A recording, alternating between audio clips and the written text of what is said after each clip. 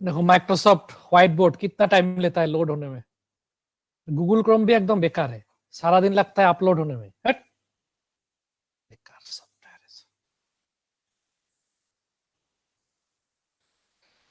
है।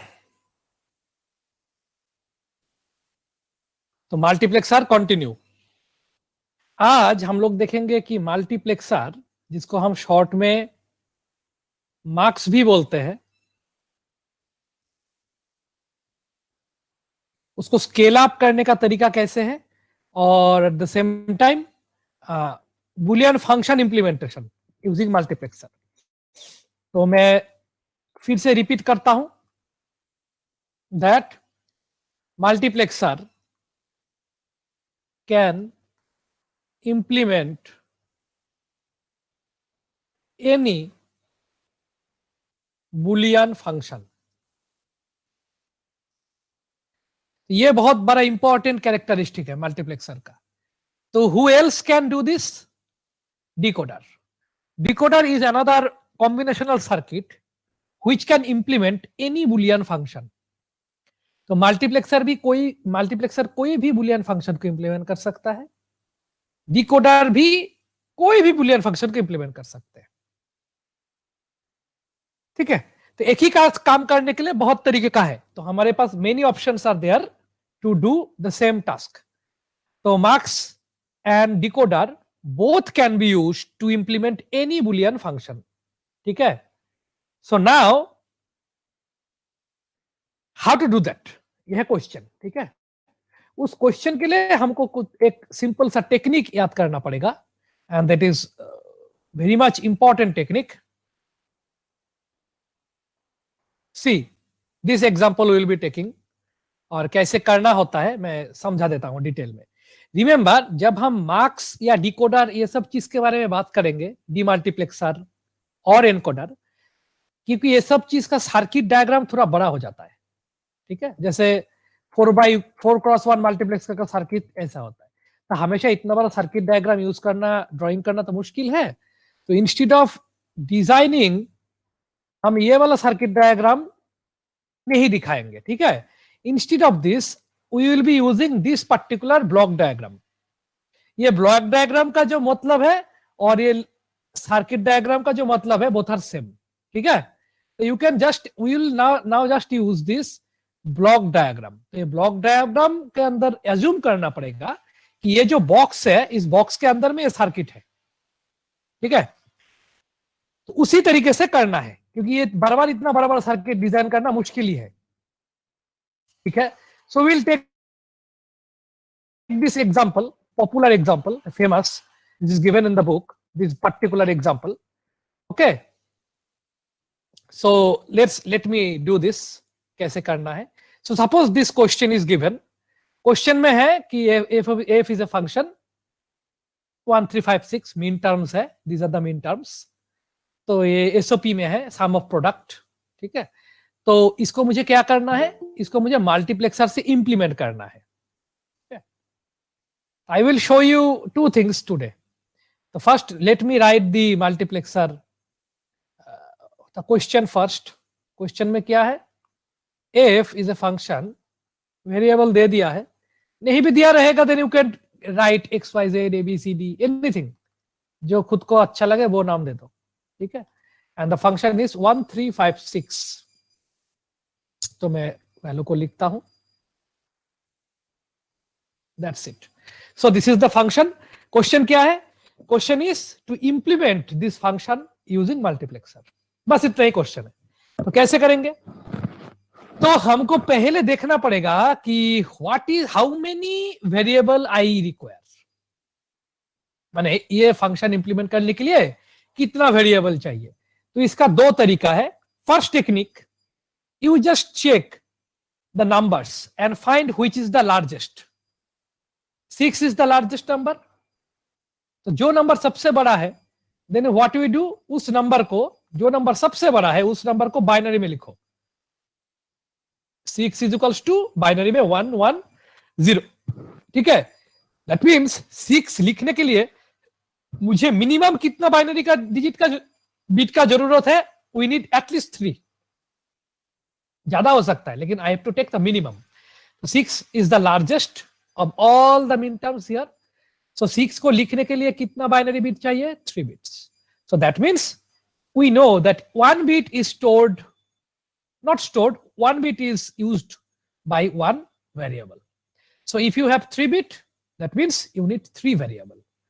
और luckily हमारे पास ये ब्रैकेट के फंक्शन के अंदर लिखा भी है a, b, c. तो these are the name of the variable. तुम a, b, c, x, y, z कुछ भी हो सकता है. ठीक है. सो अगर सपोज क्वेश्चन में ये नहीं होता, क्वेश्चन सपोज ये इतना ही क्वेश्चन होता, f is equals to this, उस समय क्या करोगे? Same thing you have to do. तुमको देखना है कि जो मीन टर्म वैल्यू दिया हुआ है, which is the highest. Highest को तुम बाइनरी में लिखो. कितना बिट में लिख पाओगे? That is the number of variable. So you need 1, 2, 3. 3 bit is required to write the maximum value in this function, that is 6. That means ये function का कितना वेरिएबल चाहिए? 3 वेरिएबल चाहिए. क्लियर हो गया? जैसा होगा वैसा हाईएस्ट वैल्यू को देख के पता करना पड़ेगा कि कितना वेरिएबल चाहिए. ठीक है. तो हमको पता चल गया कि दिस रिक्वायर्स 3 वेरिएबल्स. और क्वेश्चन में हमारा लकीली क्वेश्चन में भी दिया है ए बी सी. तो यहां पे जरूरत नहीं था, फिर भी तुमको मैंने समझा दिया कि अगर ये नहीं लिखा होता तो क्या करते. तो भी यही टेक्निक सबसे बेस्ट टेक्निक है. Look into the numbers and find the highest value. जो हाईएस्ट वैल्यू है उसको लिखने के लिए जितना बाइनरी बिट्स चाहिए, that many variable you require.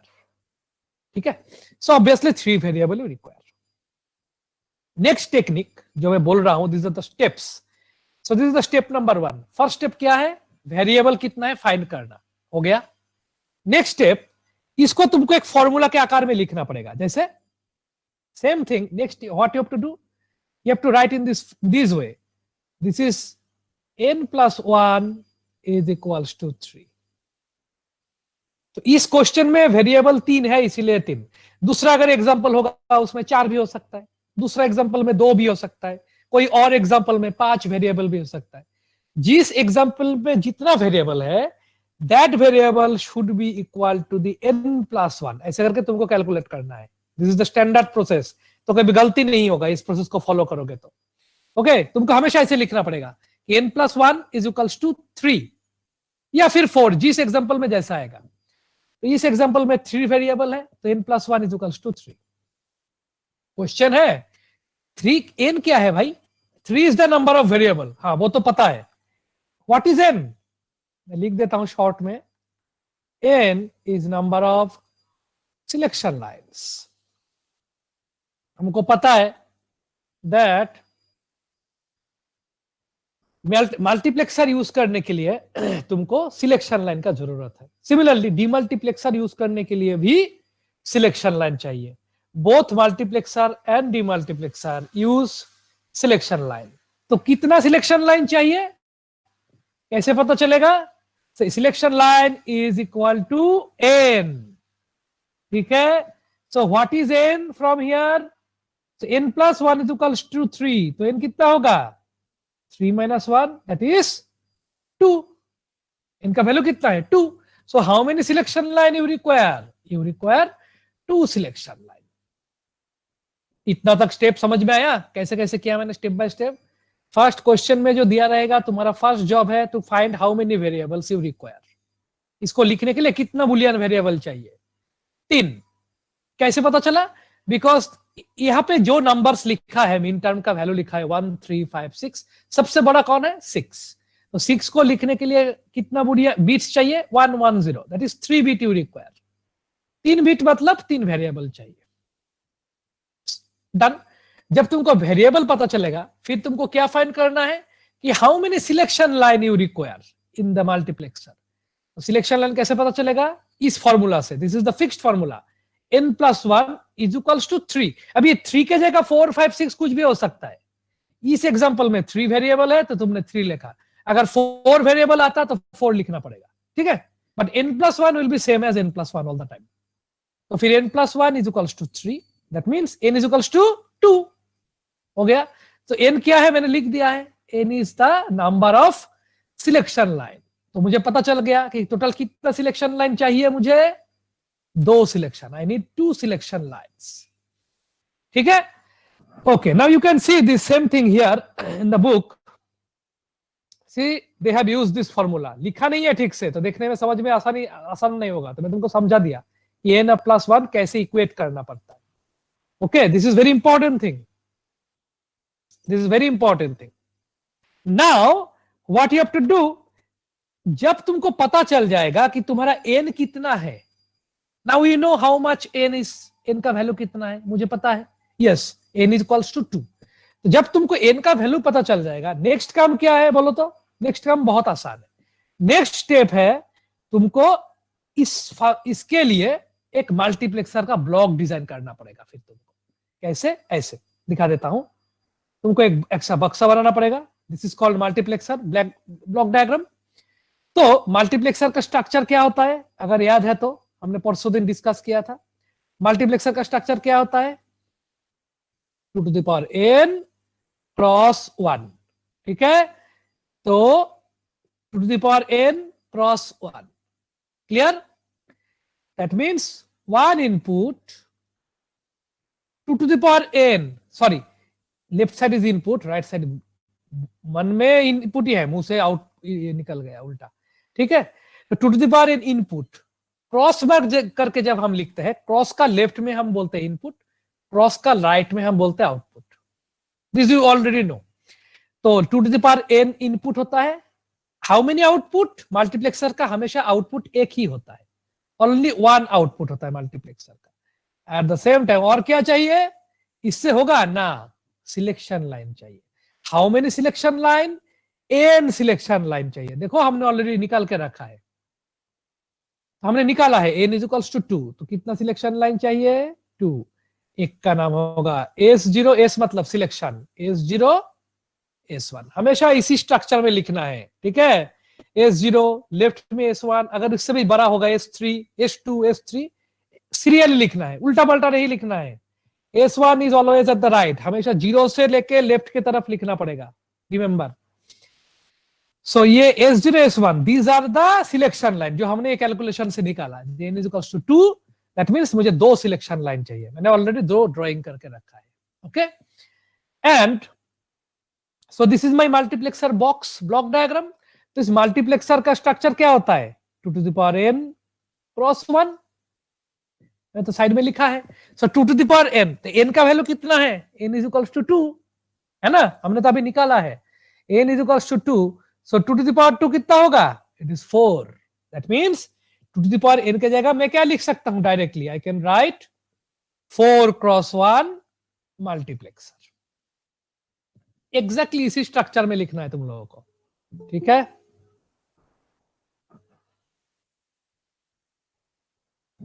समझ में आया? 4 क्रॉस 1 मार्क्स आ गया। 4 कहां से आया, बिकॉज मल्टीप्लेक्सर का स्ट्रक्चर होता है ऐसा, 2 to the power n cross 1, तो 1 तो 1 ही है, लेकिन 2 to the power n का वैल्यू क्या है, इट इज 4। कैसे, because n is equals to 2, so 2 to the power 2 is equals to 4, so 4 cross 1 multiplexer. तो 4 क्या है, 4 is the number of input, 1 is the number of output. तो output कितना होगा, एक ही होगा, एक लाइन। इनपुट कितना होगा, 4 होगा, 1 2 3 4, clear? Okay, this is the block diagram you require to draw first. तो समझ में आया?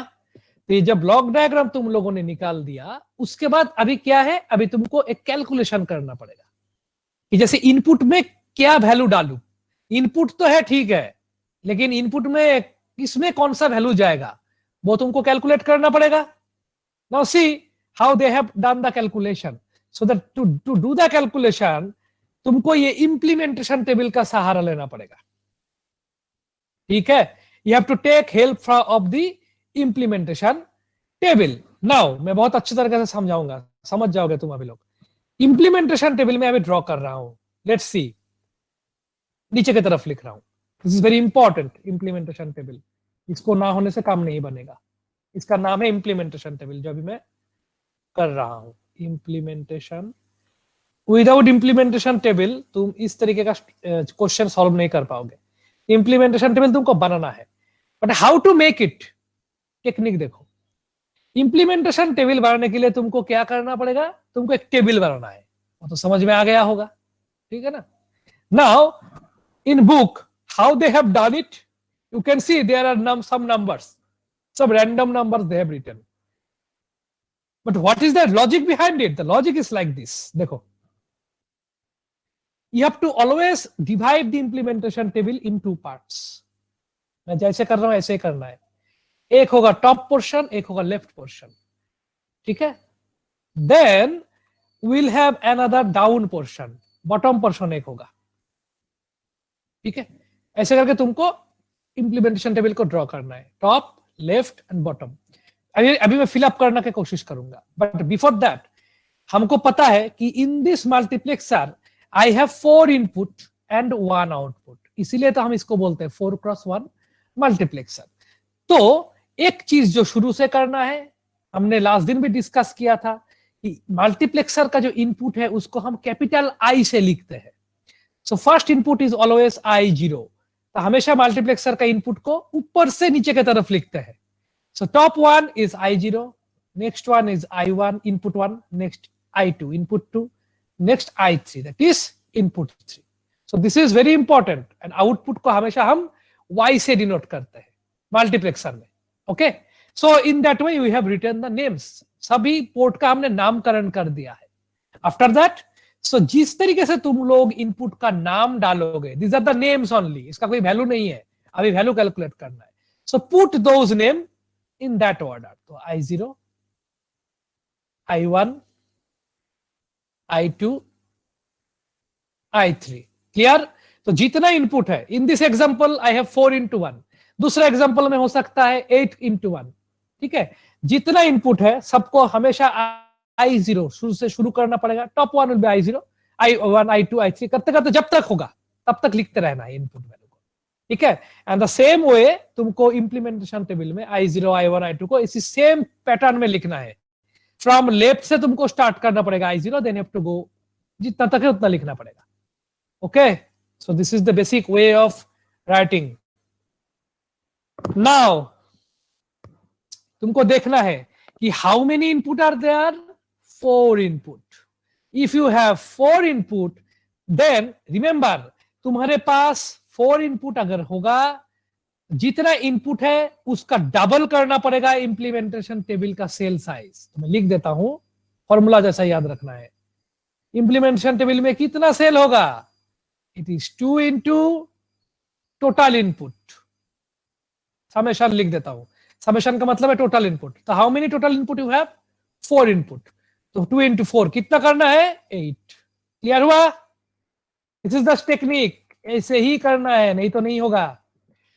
तो ये जो हम टेबल बना रहे हैं, टेबल में कितना सेल होगा, कितना घर होगा, so it is always 2 into number of input. Input हमारा है 4, तो 2 into 4 8। इनपुट जितना होगा उसको 2 से मल्टीप्लाई करके जितना होगा दैट मेनी सेल साइज। देखो 1 2 3 4 5 6 7 8, 8 cell size you should have. इससे कम नहीं चलेगा, ज्यादा भी नहीं चलेगा, इतना ही चाहिए, okay. Now it is the very important thing, तुमको देखना है जितना n है, n वैल्यू जितना है ऑलरेडी हमने फाइंड कर लिया है, that is 2। This represents n, that is the same as number of selection line. 2 selection line हमने ड्रॉ किया है। सिमिलरली सिलेक्शन लाइन जितना होगा, n का वैल्यू ही तो सिलेक्शन लाइन है, जितना n उतना ही सिलेक्शन लाइन। तो सिलेक्शन लाइन जितना होगा n भी उतना ही है, अगर n भी जितना होगा सिलेक्शन लाइन भी सेम है, सेम थिंग। तो याद रखना है तुम्हारा वेरिएबल में क्या करना पड़ेगा, वेरिएबल में जो टोटल वेरिएबल तुम्हारे पास है, तो टोटल वेरिएबल में से n नंबर ऑफ वेरिएबल, मैं शॉर्ट में लिख देता हूं, तुम्हारे पास टोटल कितना वेरिएबल है, 3 वेरिएबल्स। तो n वेरिएबल्स, n मतलब कितना, 2 variable will act as implementation table. मैं शॉर्ट में लिख रहा हूं, IT लिख देता हूं, याद रखना है, IT मतलब इंप्लीमेंटेशन टेबल वैल्यू। तो n variables will act as IT values, implementation table values, and one variable, ये जो लिख दिया ये जिंदगी भर याद रखना है। एक ही वेरिएबल ऐसा होगा जिसको आईटी में रो में लिखना है, मैं जस्ट शॉर्ट में लिख रहा हूं, याद रखना ये, ठीक है। This are the formula kind of thing. First example है, मैं इसीलिए सबको स्टेप बाय स्टेप कर रहा हूं कि कोई गलती ना हो। सो जब तुमको एन का वैल्यू पता चल जाएगा, so N is number of selection line, तो जैसे पहले बोला S0 S1 सिलेक्शन लाइन है, सिलेक्शन लाइन को हमेशा एस से डिनोट करना पड़ता है, ठीक है। सिमिलरली जितना सिलेक्शन लाइन उतना ही वेरिएबल होगा, इंप्लीमेंटेशन टेबल तैयार करने में उतना लगेगा। So what is the value of n? 2 variables required to design the implementation table. तो कौन सा पोर्शन को टेबल को डिजाइन करेंगे? There are 2 portion, one is input portion I0 I1 I2 I3, और एक लेफ्ट में एक पोर्शन होगा और नीचे और एक पोर्शन होगा, ठीक है। ये जो इनपुट पोर्शन है, तो मैं लिख के रखता हूं, इंप्लीमेंटेशन टेबल का जो इनपुट है I0 I1 I2 I3, इस पोर्शन को, इंप्लीमेंटेशन टेबल का इनपुट पोर्शन को फिलअप करने के लिए n वेरिएबल्स चाहिए, ठीक है। तो how many variable, what is the number of n? It is 2। तो 2 वेरिएबल चाहिए I0 I1 I2 I3 को फिलअप करने के लिए, क्लियर। और एक वेरिएबल ऐसा चाहिए जो तुमको रो को डिनोट करना पड़ेगा। रो मतलब क्या? This one and this one. तो उसको कैसे डिनोट करना है? That should be done in this way, the way they have done. अभी मैं उस क्वेश्चन तुम लोग पूछोगे, मैं उसका जवाब दे दूंगा। Now what you have to write? You have to write A bar and A. तुम क्वेश्चन पूछ सकते हो ए बार ए क्यों लिखा? दिस इज वेरी इंपॉर्टेंट, इसको समझो। ए बार ए इसीलिए लिखा बिकॉज मेरे पास 3 वेरिएबल है, एक का नाम है ए, दूसरा का नाम है बी, तीसरा का नाम है सी। हमारा एज पर द लॉजिक हमने क्या बोला है? एन मतलब 2 variables will denote the inputs. I0 I1 I2 I3 को 2 वेरिएबल्स चाहिए बिकॉज 4 इनपुट है, सो 2 to the power 2 is 4, that's why I need 2 variables. लेकिन हमारे पास टोटल वेरिएबल कितना है? 3। हमेशा मेरे पास एक एक्स्ट्रा वेरिएबल रह जाएगा। And all do not forget to place the first variable. हमेशा वेरिएबल का जो फर्स्ट वाला जो वेरिएबल है उसको ऊपर में उसी का नाम ऊपर में आएगा, फिर नेक्स्ट रो में उसका नॉर्मल। तो ए बार का मतलब है 0, ए का मतलब है 1, याद है। बार रिप्रेजेंट्स 0, नॉन बार रिप्रेजेंट्स 1। अगर तुम बोलो कि सर मुझे उल्टा लिखना है, हाँ that is also possible, but if you do it, तुम अगर बोलोगे कि मुझे ए ऊपर लिखना है और ए बार नीचे, तो क्या होगा? First line will be 1, next line will be 0, ठीक है ना। सिमिलरली मैं और तुम्हारे लिए आसान कर देता हूं this, but I am not writing it, याद रखना है। मैं जो बोल रहा हूं ये मन में सोचने के लिए। I0 मतलब 0 0, I1 मतलब 0 1, I2 मतलब 1 0, I3 मतलब 1 1, ठीक है। तो यहाँ पे I0 I1 I2 I3 they are denoting specific binary values. 0 मतलब 0 0, 1 मतलब, समझ में आया? 1 मतलब 0 1, 2 मतलब 1 0, 3 मतलब 1 1। तो जैसा क्वेश्चन है वैसा होगा, clear. So these are the variables. Input variable को डिनोट करने के लिए तुमको किसका यूज करना पड़ेगा? पहले को छोड़ के, फर्स्ट वाला जो वेरिएबल है उसको छोड़ के जितना वेरिएबल है, 3 है, 10 है, 20 है, 2 है, जितना है, एक्सेप्ट द फर्स्ट वेरिएबल, जितना भी वेरिएबल तुम्हारे पास है sequentially, they will denote the input variables I0 I1 I2 I3 dot dot dot. अगर ज्यादा होगा उसको भी करेगा, ठीक है। और लेकिन रो को किसको डिनोट करना है? The row will be denoted only by the first variable. ये जिंदगी भर याद रखना है, फर्स्ट वेरिएबल खाली रो को डिनोट करता है। बट उसको 2 तरीका है, एक ए बार नीचे ए लिख सकते हो या फिर ऊपर ए नीचे ए बार लिख सकते हो, बोथ आर एक्सेप्टेबल, कोई प्रॉब्लम नहीं है। But if you write A bar on top it will be easier for you to understand. Why? Because तुम अगर ए बार का मतलब क्या है? 0, और I0 का मतलब क्या है? मैं शॉर्ट में लिख रहा हूं, ये सब लिखना नहीं है, मैं समझाने के लिए लिख रहा हूं। तो 0 0 0 का मतलब क्या है? 0 0 0 1 का मतलब क्या है? 1 0 1 0 दैट इज 2 0 1 1 दैट इज 3, समझ में आया? इसीलिए so that there is a sequence. नीचे ए का मतलब क्या है? 1, सो नीचे का लाइन का वैल्यू क्या होगा? 1 0 0 दैट इज 4, 1 0 1 दैट इज 5, 1 ऊपर में 1 0 that is 6, 1 1 1 that is 7। Clear हुआ? अगर तुम बोलोगे सर मुझे ऊपर ए लिखना है नीचे ए बार, तो क्या होगा? ऊपर में आएगा 4 5 6 7, नीचे आएगा 0 1 2 3। वो सब कर मत, फालतू में वो सब झमेला मत करना, ठीक है? Keep it as it is, as simple as that. फालतू झमेला करने का जरूरत नहीं है, ऐसे ही लिखो। After you have written it, ये जब इंप्लीमेंटेशन टेबल हमने बना लिया है, now it's the time to select the values. Let's try. तो हम लोगों को क्या करना है? हम लोगों को वैल्यू सिलेक्शन करना है। तो देखो तो फंक्शन में कौन सा वैल्यू लिखा है? 1 3 5 6।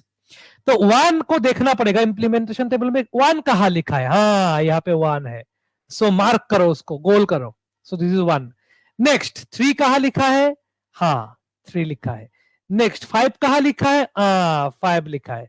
6 कहां लिखा है? 6 लिखा है। तो हमने मार्क कर दिया है इंप्लीमेंटेशन टेबल के अंदर में। फंक्शन में जो जो वैल्यू है उस सब वैल्यू को ऐसे करके मार्क करना है। समझ में आया? After you have mark this, उसके बाद क्या करना है? नेक्स्ट स्टेप है तुमको अभी वैल्यू कैलकुलेशन करना है। Last step, this is the last step before you design the circuit. This is the last calculation step. देखो मैं क्या करता हूं, मैं रूल बोल रहा हूं, उसको सुनो, याद करो। अभी तुमको कॉलम वाइज रीड करना पड़ेगा। First read I0 column, first column को रीड करो। उस कॉलम में क्या क्या वैल्यू है? 0 and 4। सेकेंड कॉलम में 1 5, थर्ड कॉलम में 2 6, लास्ट कॉलम में 3 7। और कौन सा वैल्यू सिलेक्ट किया है? 1 3 5 and 6, गोल गोल करके रखा है। That means this values are selected.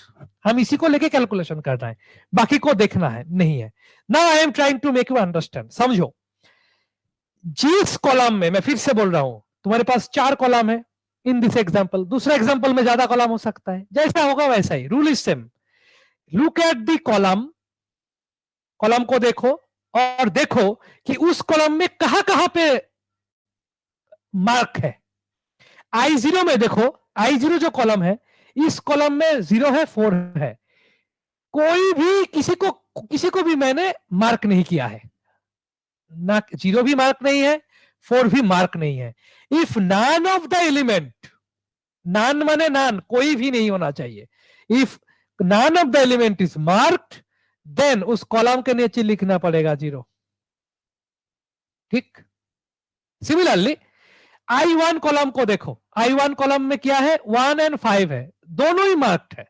If all the elements in the same column are marked, जैसे I1 कॉलम में 2 ही एलिमेंट है, दोनों ही मार्क है, अगर सब मार्क है उसको मैं बोलूंगा 1।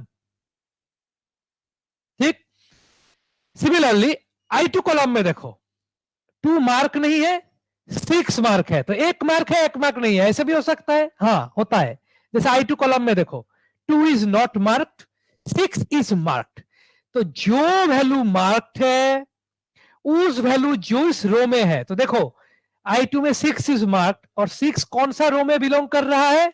6 is belonging to row number A। इस रो का नाम क्या है? A, तो उसके नीचे लिखना है A। ओके।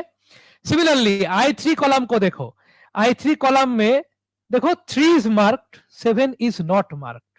तो जो मार्क है 3 इज मार्क्ड, 3 कौन सा रो में है? A बार रो में है, तो इसके नीचे A बार लिखना है। आई hope you understood it. If none of the element is marked 0, if all the elements marked 1, और जैसे ऐसे आधा आधी, मैंने किसी में हो किसी में नहीं हो, ऐसा अगर होगा तो जिस में मार्क होगा उसका जो रो वैल्यू है उसको नीचे लिखना है, कॉलम के नीचे लिखना है। Okay, so this is called implementation table calculation. तो हमने इंप्लीमेंटेशन टेबल कैसे बनाना है मैंने सिखा दिया, कितना सेल होगा मैंने सिखा दिया, कैसे लिखना है, किसका मतलब क्या है, फाइनल कैलकुलेशन, मार्किंग, सब कुछ करना है ऐसे करके। When all these things are done, implementation table का सब काम पूरा हो गया। Now you will come back to this block diagram again. अभी मुझे सर्किट फाइनल करना है, ये अधूरा सर्किट था हमने जो बना के रखा है। This block diagram is half correct, इसको अभी कंप्लीटली ठीक करना है। किसके आधार पे करना है? it will be done based on the implementation table. अभी देखो I0 का वैल्यू क्या है, देखो एकदम नीचे देखना पड़ेगा, इसमें डबल मार्क करके लाइन लिखा है, सो that you can find it. That means नीचे वाला जो लाइन है 0 1 ए बार, ये सब जो चीज लिखा है इसको मैं बोलता हूं रिजल्ट. ठीक है, इसका मतलब I0 का रिजल्ट क्या है, 0. दैट मीन्स I0 का वैल्यू क्या है, 0. तो I0 में क्या देना पड़ेगा, 0 देना पड़ेगा. ठीक है, सिमिलरली I1 के नीचे क्या लिखा है, एकदम नीचे, what is the result of I1, 1. तो I1 में क्या देना है, 1 देना है. Very good. नेक्स्ट I2 में, I2 का रिजल्ट क्या है, A. तो I2 में क्या देना है, A इनपुट जाएगा. ठीक है. नेक्स्ट I3 में रिजल्ट क्या है, A बार. तो I3 में क्या इनपुट जाएगा, A बार. तो A बार कहां से आएगा, A से ही आएगा. तो A के सामने एक नॉट गेट डाल देंगे तो क्या होगा, A बार बन जाएगा. This is the complete circuit. Now जब तुम ये सर्किट तुमने ये ऐसे करके फाइनल कर दोगे, then you can say now this problem is solved. हमने प्रॉब्लम को सॉल्व कर दिया है. समझ में आया. Now I will do another example. फिर से एक एग्जांपल लेंगे so that you can make it understand it. ठीक है, अच्छे से समझने के लिए. So I hope you have done it. ठीक है, समझ में आया होगा. मैं वर्सेस कर रहा हूं सो दैट, मैं पहले ही बोला था कि decoder can implement any Boolean function, marks can also implement any Boolean function. तो ये जो क्वेश्चन था, इस क्वेश्चन को हमने मल्टीप्लेक्सर के माध्यम से सॉल्व किया है. That means this is a function, this function can be solved using decoder also. आज मैं डिकोडर पढ़ा नहीं रहा हूं, फिर भी जस्ट मैं टच कर रहा हूं कि ऐसा चीज डिकोडर से भी सॉल्व कर सकते हो. कैसे, मैं फिर से याद करा देता हूं.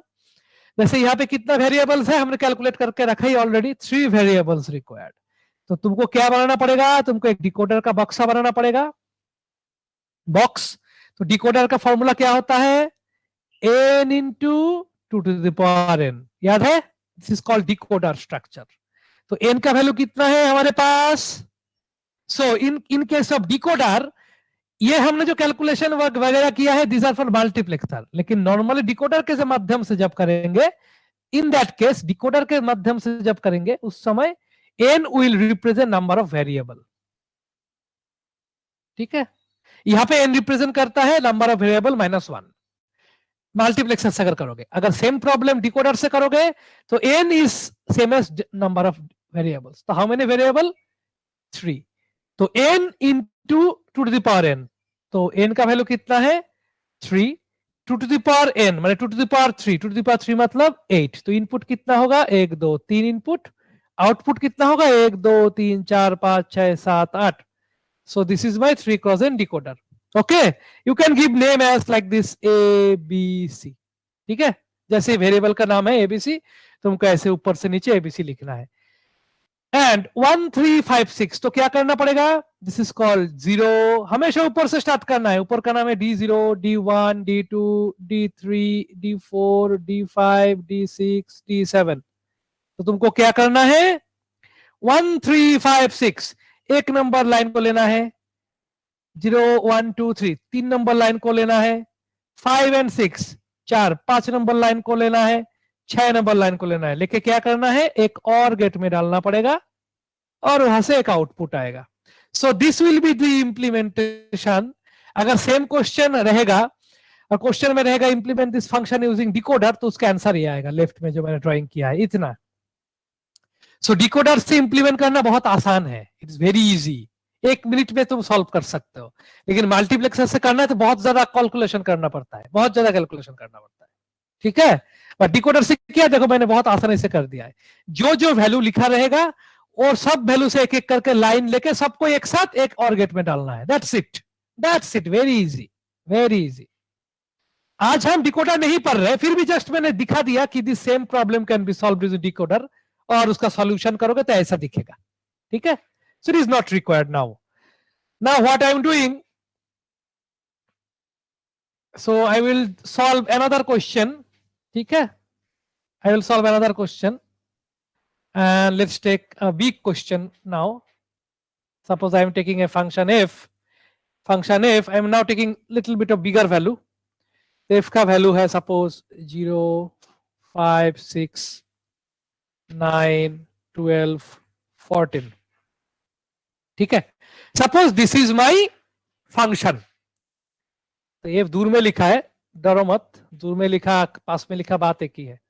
क्वेश्चन में है f is a function equals to sum of product 0, 5, 6, 9, 12, 14. Now implement this using multiplexer. कैसे करोगे? ठीक है. Now we will do it. We will do it very easily. We will do it. ठीक है. Now let us try. तो मैंने क्या बोला था, शुरू किससे करना है? तुमको देखना पड़ेगा सबसे बड़ा वैल्यू कौन है, 14. ठीक है. तो 14 लिखने के लिए बाइनरी क्या होगा 14 का, 1110. 14 का बाइनरी है 1110. How many binary value you require? Binary bit you require 4 bits. 1, 2, 3, 4, 4 bit you require. So how many variable you require to represent this function? 4 variable. समझ में आया कैसे किया? तुमको हाईएस्ट वैल्यू देखना है, उसको बाइनरी में लिखो. बाइनरी में जितना बीट्स चाहिए, 4 है तो 4, पहले के एग्जांपल में 3 था, अभी 4 है, तो 4 वेरिएबल्स चाहिए. कैलकुलेशन समझ में आया? नाउ तो हमको पता था, मैंने पहले ही बोला था एक फॉर्मूला तुमको यूज करना पड़ेगा. n plus 1 is equals to 4. अभी होगा 4. n plus 1 is equals to the number of variable. कितना है टोटल वेरिएबल? 4. तो n कितना होगा? 4. n plus 1 अगर 4 है तो n कितना होगा? 4 minus 1 that is 3. पहले के एग्जांपल में n का वैल्यू कितना था? 2. अभी कितना आया? 3 आया. नेक्स्ट हमको क्या करना है, n का जितना n है उतना सिलेक्शन लाइन होगा. n is equal to the number of selection line. तो लेट अस डू इट. तो हम एक बक्सा बनाएंगे, जैसे किया वैसे ही करना है. ठीक है. So this is my multiplexer. इस मल्टीप्लेक्सर में कितना सिलेक्शन लाइन होगा? 3. क्यों? Because n is equals to 3. That's why I will have 3 selection line. S0, S1, S2. जैसे किया हूं वैसे ही लिखना है. Do not change it. Okay. Obviously. तो मल्टीप्लेक्सर का स्ट्रक्चर क्या है, हमने पहले ही डिस्कस किया था. 2 to the power n cross 1. तो 1 इज ऑलवेज 1. आउटपुट हमेशा 1 होता है. ठीक है, इसका नाम है y, दे दिया. चलो, इनपुट कितना है? 2 to the power n. n का वैल्यू कितना है अभी हमने कैलकुलेट किया है? n is equals to 3. That means 2 to the power 3. 2 to the power 3 का मतलब क्या है? 8. तो how many input will be there? 1, 2, 3, 4, 5, 6, 7, 8. Clear हो गया? एंड सबका नामकरण भी करना है, एकदम शुरू से करना है. I0, I1, I2, I3, I4, I5, I6, I7. Done. शुरू से करना है, ऊपर से नीचे की तरफ करना है. हो गया. अभी क्या करना पड़ेगा? इंप्लीमेंटेशन टेबल बनाना पड़ेगा. This is the most important part, implementation table. ठीक है. तो मैंने क्या बोला था थोड़ी देर पहले, इंप्लीमेंटेशन टेबल में कितना पार्ट रहेगा? 3 पार्ट रहेगा. ठीक है, 3 पार्ट रहेगा. एक ऊपर, एक रो में और एक result. 3 portion will be there. तो क्या बोला था, जितना इनपुट है, how many input I have? 8. तो how many cell will be there? 2 into 8. Double हो जाता है. थोड़ी देर पहले बोला था कि number of cell is equals to 2 into number of input. कितना इनपुट है? 8. तो 2 into 8 मतलब 16. and divide them equally. 16 को इक्वली डिवाइड करना है. तो ऊपर 8, नीचे 8. ठीक है. 1, 2, 3, 4, 5, 6. 1, 2, 3, 4, 5, 6, 7, 8. Done. So how many cell I have created? 18 cells I have created. Then put the numbers. ऊपर में हमको sequentially I0, I1, I2 ऐसे करके लिखते जाना है जब तक है 5, 6, 7. ठीक है.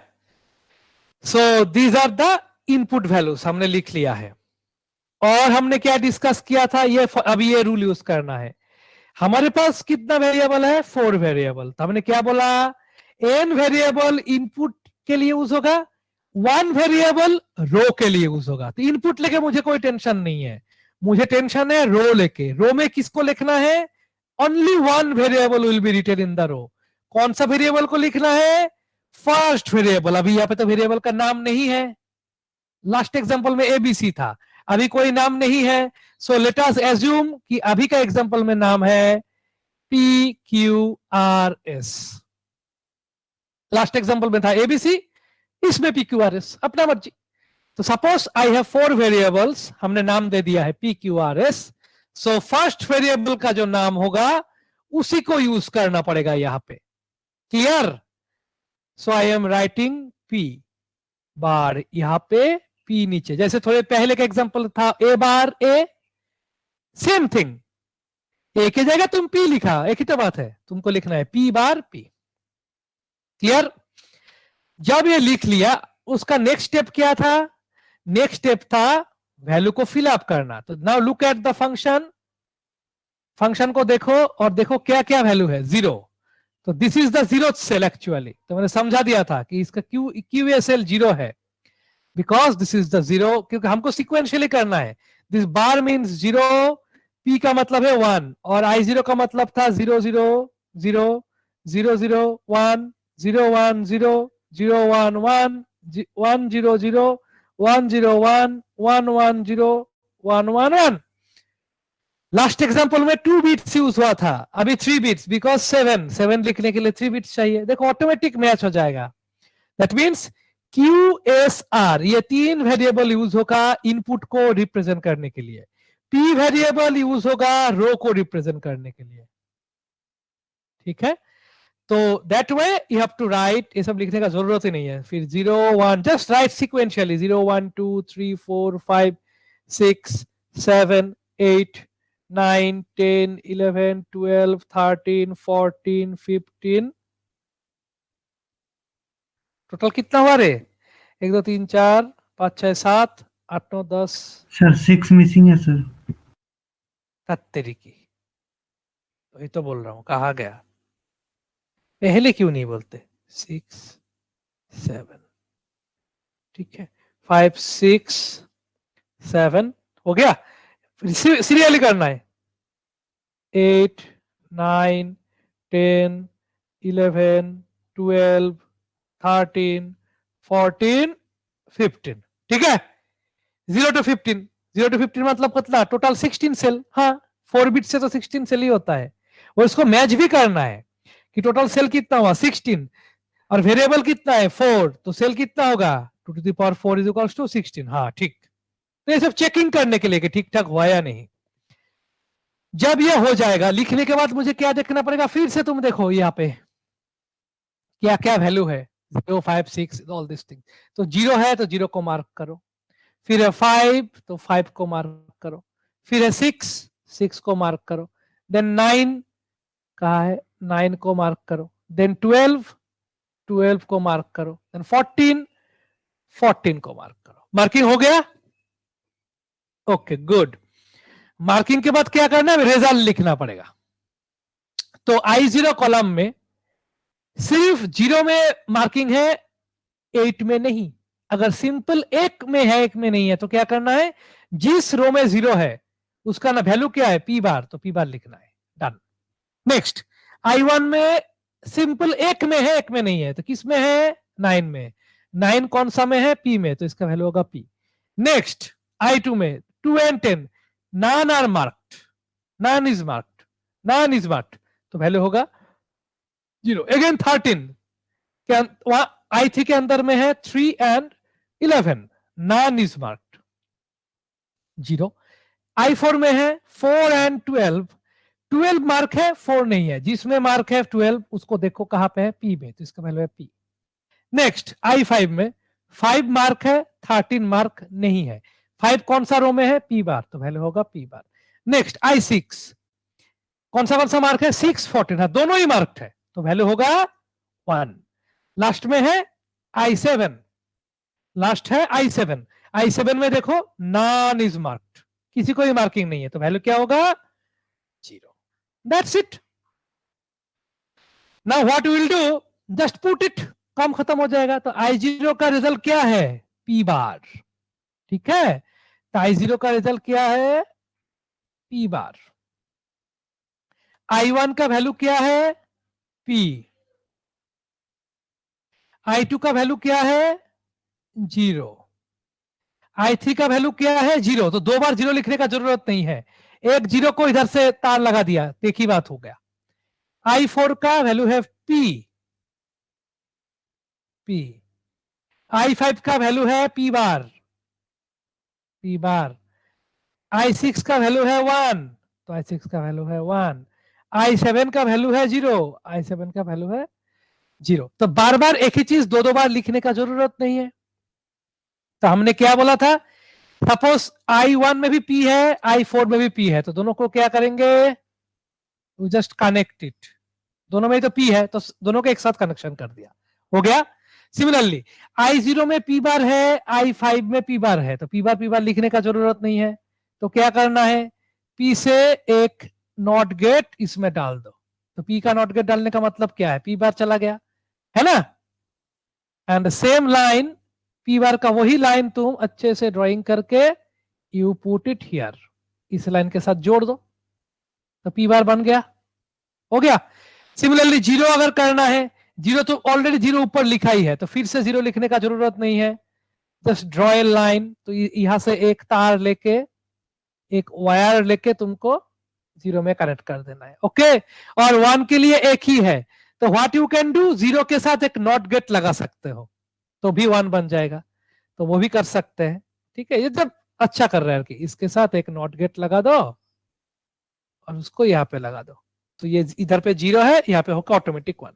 So this will be the circuit, logic diagram for this particular problem. Now you tell me, do you have any question? Step wise मैंने करके दिखाया है, दो एग्जांपल किया है।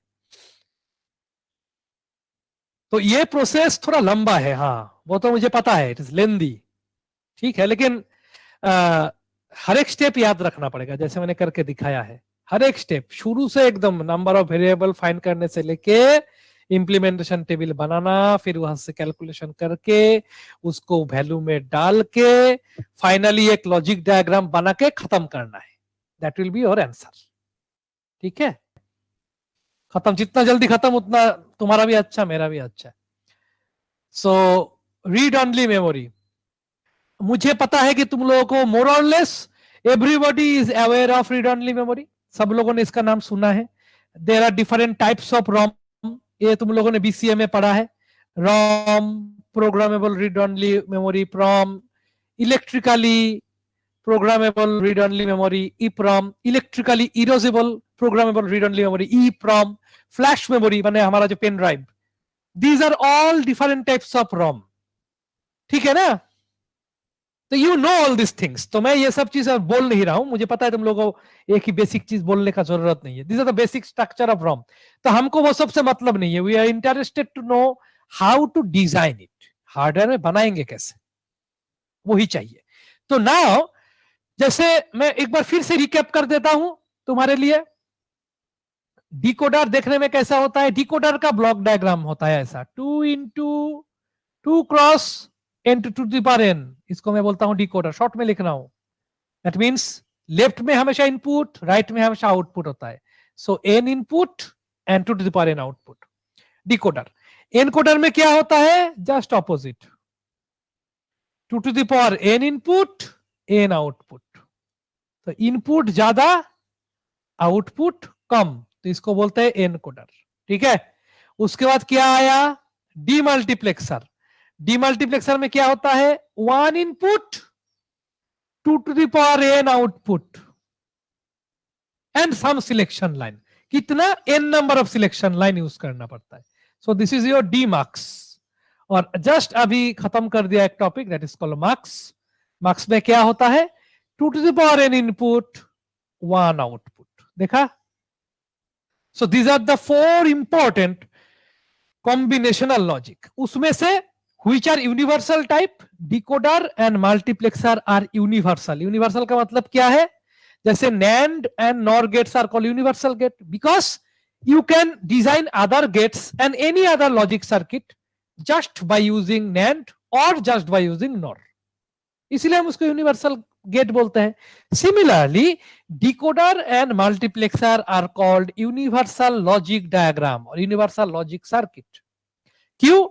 क्योंकि यू कैन यूज डिकोडर और you can use multiplexer to implement any Boolean function.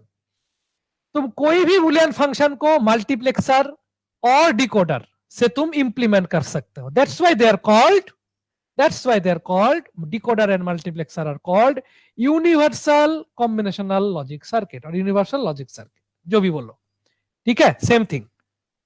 Okay,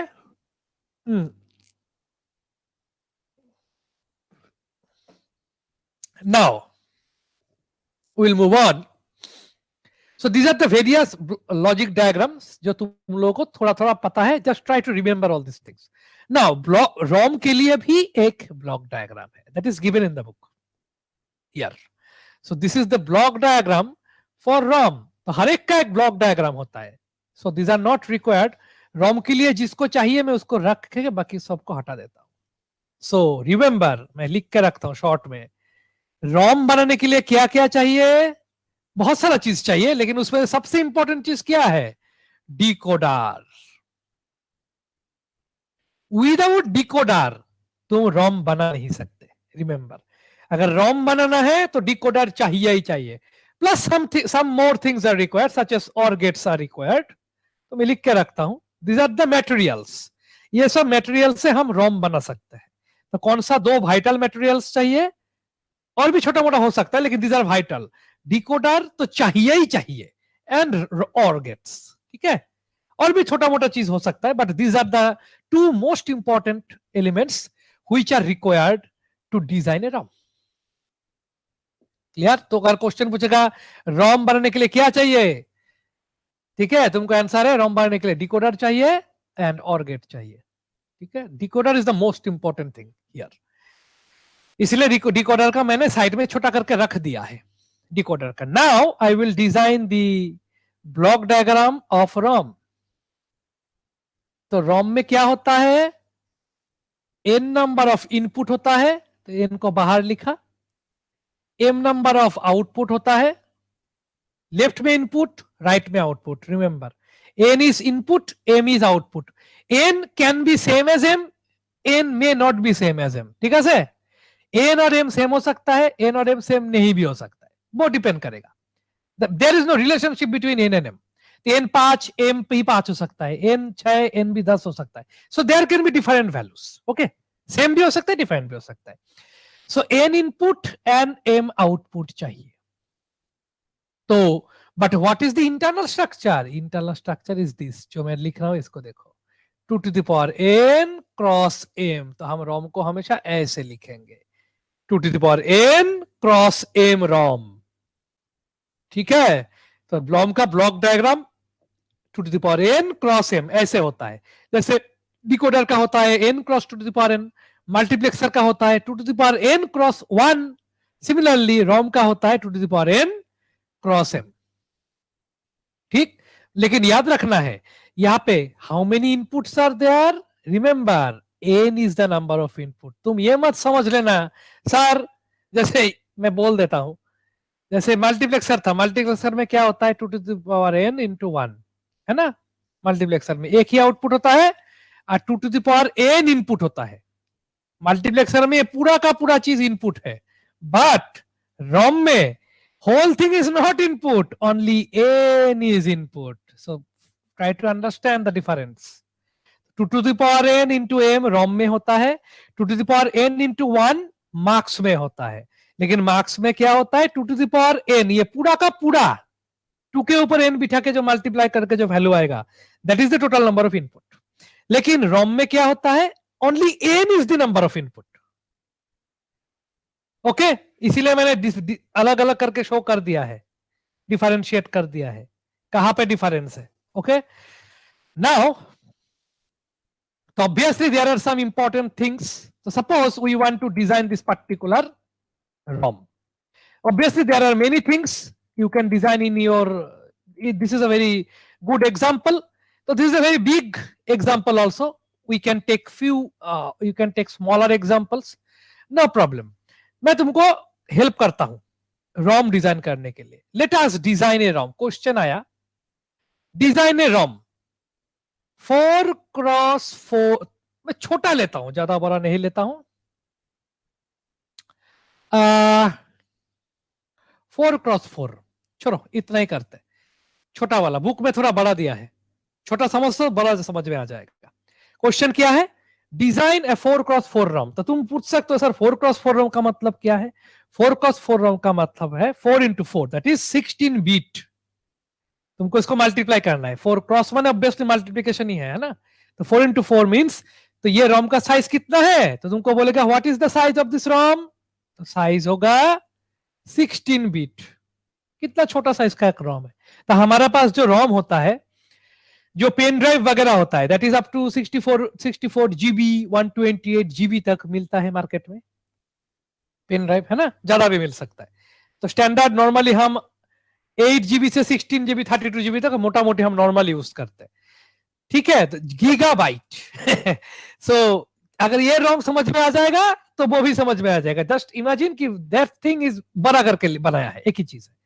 तो नाउ अभी हम बना के दिखाएंगे एक 16 बिट ROM, छोटा सा ROM 16 बिट.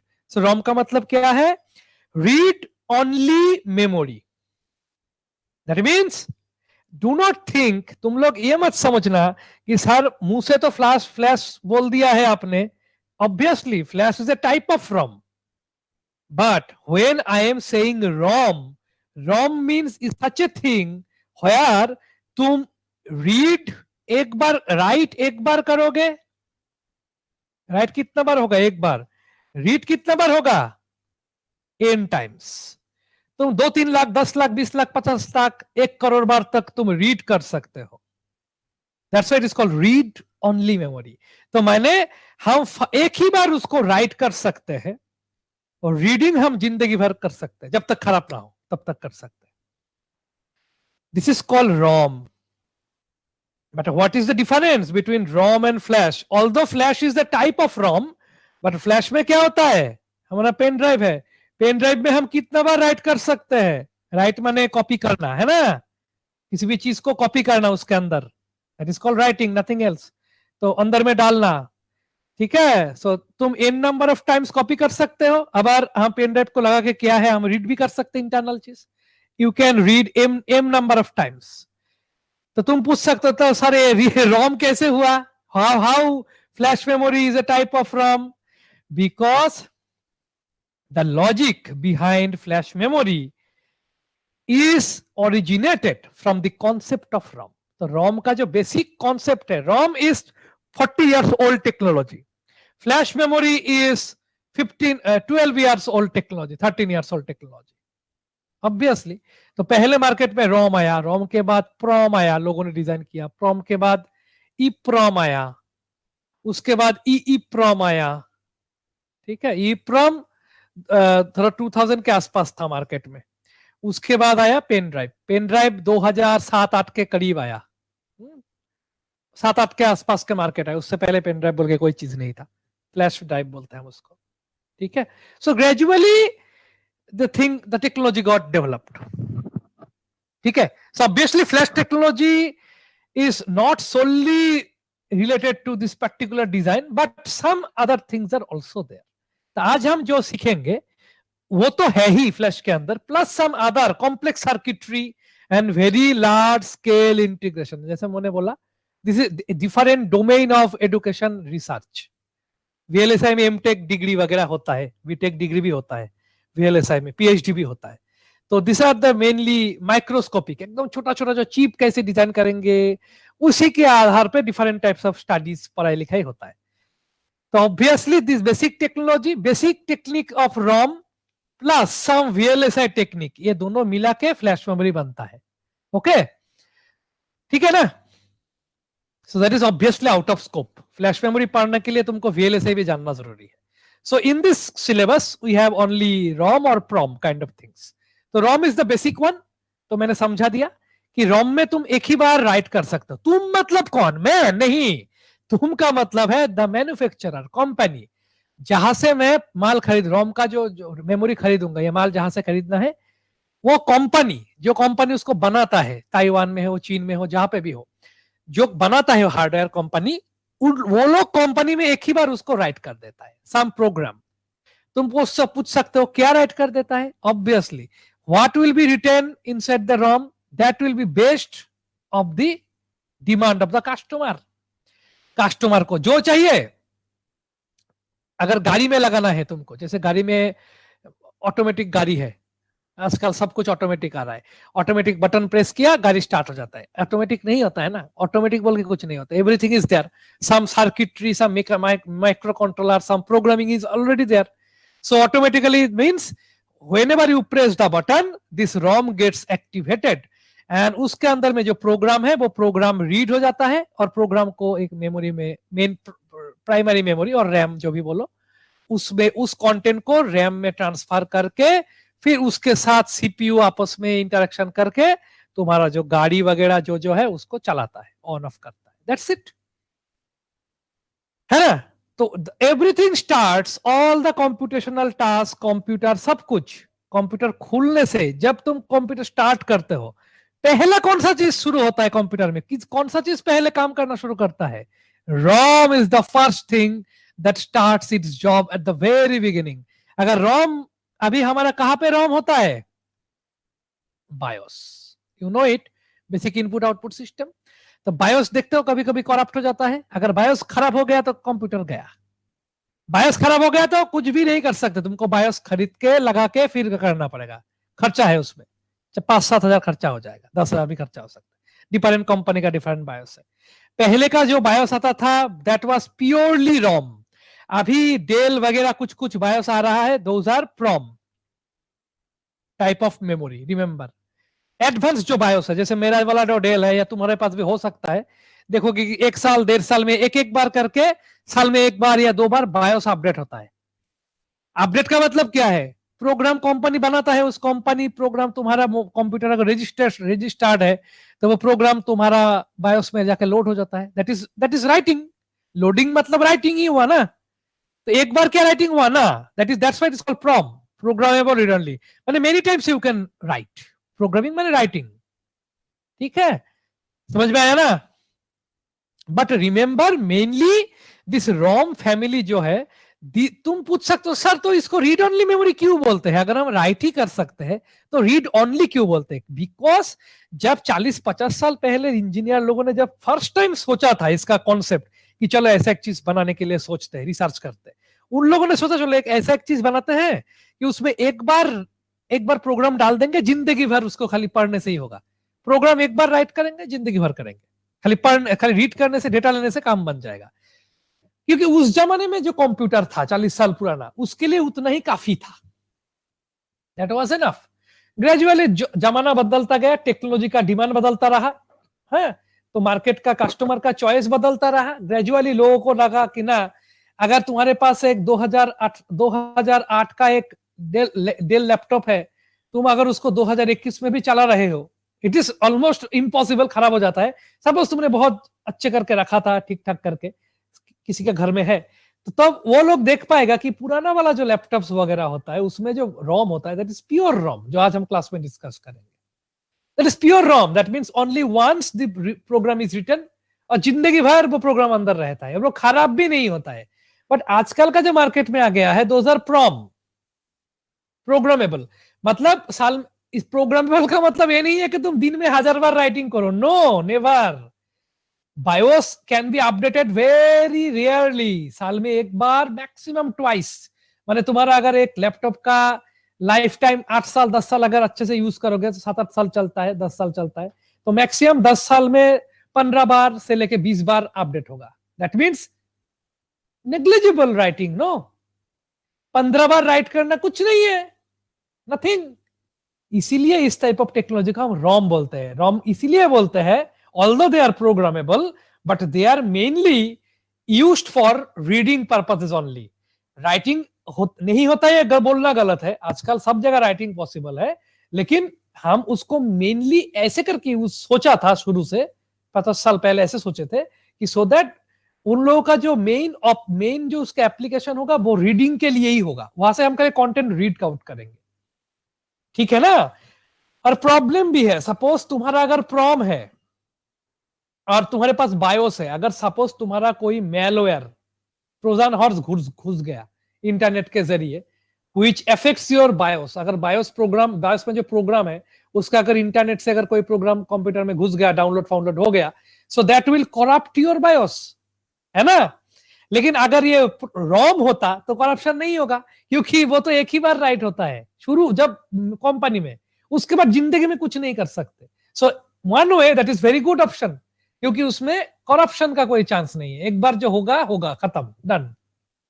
लेकिन आजकल का जमाने में इसीलिए बायोस जो अपडेट होता रहता है साल में एक बार दो बार करके, तो अपडेट के समय अगर तुम्हारे पास एंटीवायरस वगैरह ठीक ठाक नहीं है, या फिर तुम्हारे कंप्यूटर में ऑलरेडी पहले से अगर मेलवेयर वगैरह ऑलरेडी अगर है, then there is a high probability that your BIOS में गेट इन्फेक्टेड। अगर बायोस समहाउ गेट्स इन्फेक्टेड तो कंप्यूटर ही बंद हो जाएगा। तो वो तो प्रोग्राम ही, बायोस में क्या रहता है, बूट प्रोसेस, कंप्यूटर कैसे स्टार्ट होगा उसका प्रोग्राम लिखा रहता है, बेसिक प्रोग्राम, शुरुआती प्रोग्राम। तो अगर वही खराब हो जाएगा तो कंप्यूटर स्टार्ट ही नहीं होगा। तुमको लगेगा अरे कंप्यूटर खराब हुआ, कुछ नहीं हुआ, खाली बायोस चिप बदल के फेंकना पड़ेगा, नया बायोस चिप लगाना है, दैट्स इट। लेकिन नया बायोस चिप लगाना मुश्किल है, बोल के क्यों, क्योंकि तुम्हारा हार्डवेयर में, कंप्यूटर में कौन सा हार्डवेयर में कौन सा एड्रेस में तुम्हारा ऑपरेटिंग सिस्टम लोड है, ये सब तुमको तो नहीं पता। That means once a BIOS is corrupted, most of the chances we see that it is better to replace the computer, otherwise your computer will not be workable। क्योंकि BIOS को अगर तुम जबरदस्ती प्रोग्रामिंग मशीन है, suppose readymade programming standard program software already available, तो उसको अगर तुम डालोगे भी डाउनलोड करके, लेकिन अगर वो BIOS, if that BIOS cannot detect कि where in your hard disk your actual operating system is loaded, operating system तो हार्डवेयर में कॉपी करके रखे हो ना, तभी ना जाकर डेली चलता है, आसमान से तो नहीं आता है। इंस्टॉलेशन का मतलब क्या है, the whole package is copied, it is stored, installation, ठीक है ना, एंड इट इज रजिस्टर्ड। जब भी वो चीज तुम एक बार इंस्टॉलेशन के बाद नेक्स्ट टाइम से जब वही चलना शुरू होता है, उसका जो basic instructions are already recorded inside the boot program of the BIOS. तो कंप्यूटर को बार बार हार्ड डिस्क में जाकर ढूंढने का जरूरत नहीं है, उसको रोम में ही ऑलरेडी प्रोग्राम इज रिटन, वहां से देख के पता चल जाएगा, ओ अच्छा हार्डवेयर का, हार्ड डिस्क का ये लोकेशन में प्रोग्राम है, तो वो डायरेक्टली वहां पे जाके प्रोग्राम को एग्जीक्यूट करना स्टार्ट कर देता है। समझ में आया कि PROM EEPROM को देख के ये मत डरना कि ये इसको रोम क्यों, रोम इसीलिए बोलते हैं because although they are programmable, माने हम राइट कर सकते हैं, लेटेस्ट वर्जन का राइट कर सकते हैं, लेकिन it is better not to write much, करो लेकिन कम किया करो। तो that technology got further advanced in our pen drives. लेकिन पेन ड्राइव में भी तुम कितना बार राइट कर सकते हो, कोई आइडिया है, how many time you can copy and you can read something from there, pen drive के अंदर से, या पेन ड्राइव में कितना बार एक सिनेमा डाउनलोड कर सकते हो, कितना बार उसको कॉपी कर सकते हो, anything, not more than 1 lakh और 1.5 लाख टाइम्स मैक्सिमम, ये लिखा रहता है। तुम अगर उसका स्पेसिफिकेशन पढ़ोगे, it will be written life cycle, write cycle, read cycle, ये सब लिखा होगा कि कितना बार मैक्सिमम राइटिंग पॉसिबल है, कितना बार मैक्सिमम रीडिंग पॉसिबल है। इसीलिए जब हम पेन ड्राइव यूज करते हैं, अगर तुम पेन ड्राइव यूज कर रहे हो, पेन ड्राइव में रीड करने के लिए अगर डेटा वहां से कंप्यूटर में कॉपी करना है, वो जितना आसानी से होता है, जितना फास्ट होता है, पेन ड्राइव के अंदर कॉपी करने में उतना ज्यादा टाइम लगता है ना। Because there are many other reason, because वो इनपुट आउटपुट सिस्टम वो सब है, operating system related problems are there, उसको मैं अगर इग्नोर भी करूं those generic problems, one way of another logic behind this is mainly these kind of devices are used to store some data which can be used to retrieve again and again। Pen drive इसके लिए नहीं है कि तुम daily उसमें 10 बार करके copy डालो, copy करो, no, it is not like that. It is mainly developed for specific purposes, जहां पे तुमने सपोज अपना कुछ सॉफ्टवेयर वगैरह उसमें कॉपी करके रख दिए हो, कभी कभार उसमें तुम चेंजेस करते हो, most of the time pen drive लेके तुम घूमते हो, जहां पे भी जाते हो कंप्यूटर में पेन ड्राइव लगाते हो और पेन ड्राइव से कुछ चीज कॉपी करके उस कंप्यूटर में लेके काम करते हो. So that is the reason for which the pen drive was developed.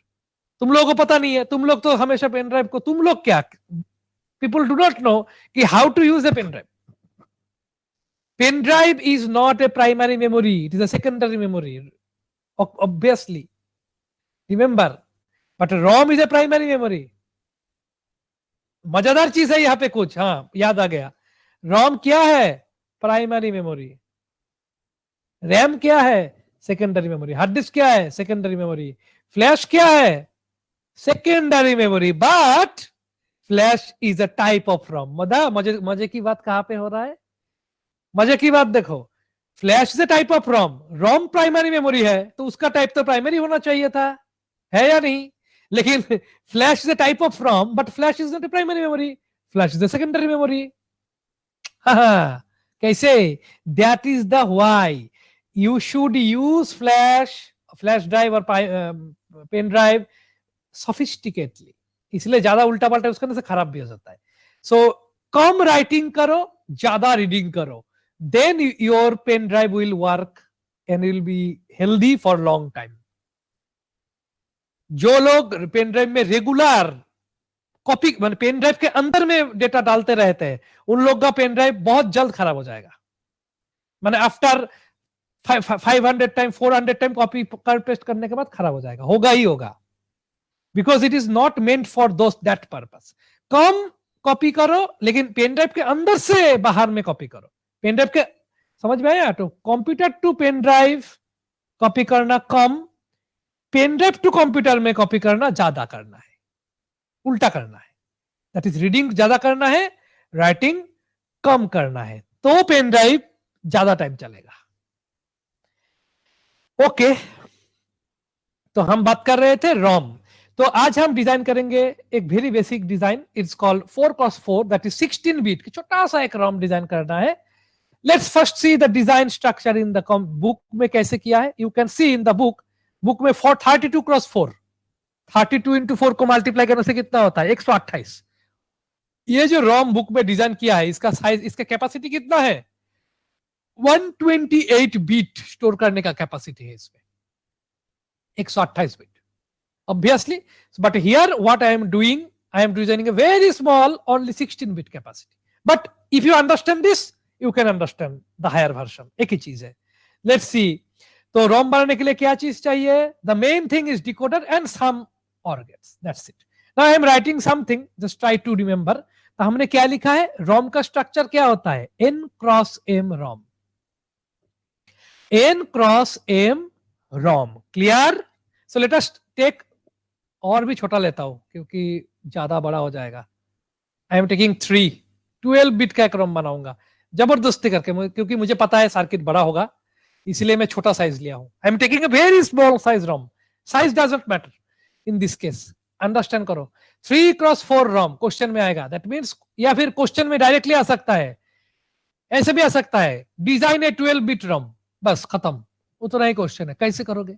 Now अगर ऐसा क्वेश्चन आया तो चालाकी है. अगर क्वेश्चन में बोला 12 बिट डिजाइन करो, 12 कैसे आ सकता है? 4x3, 3x4, 2x6, 6x2, 1x12, 12x1. समझ में आया?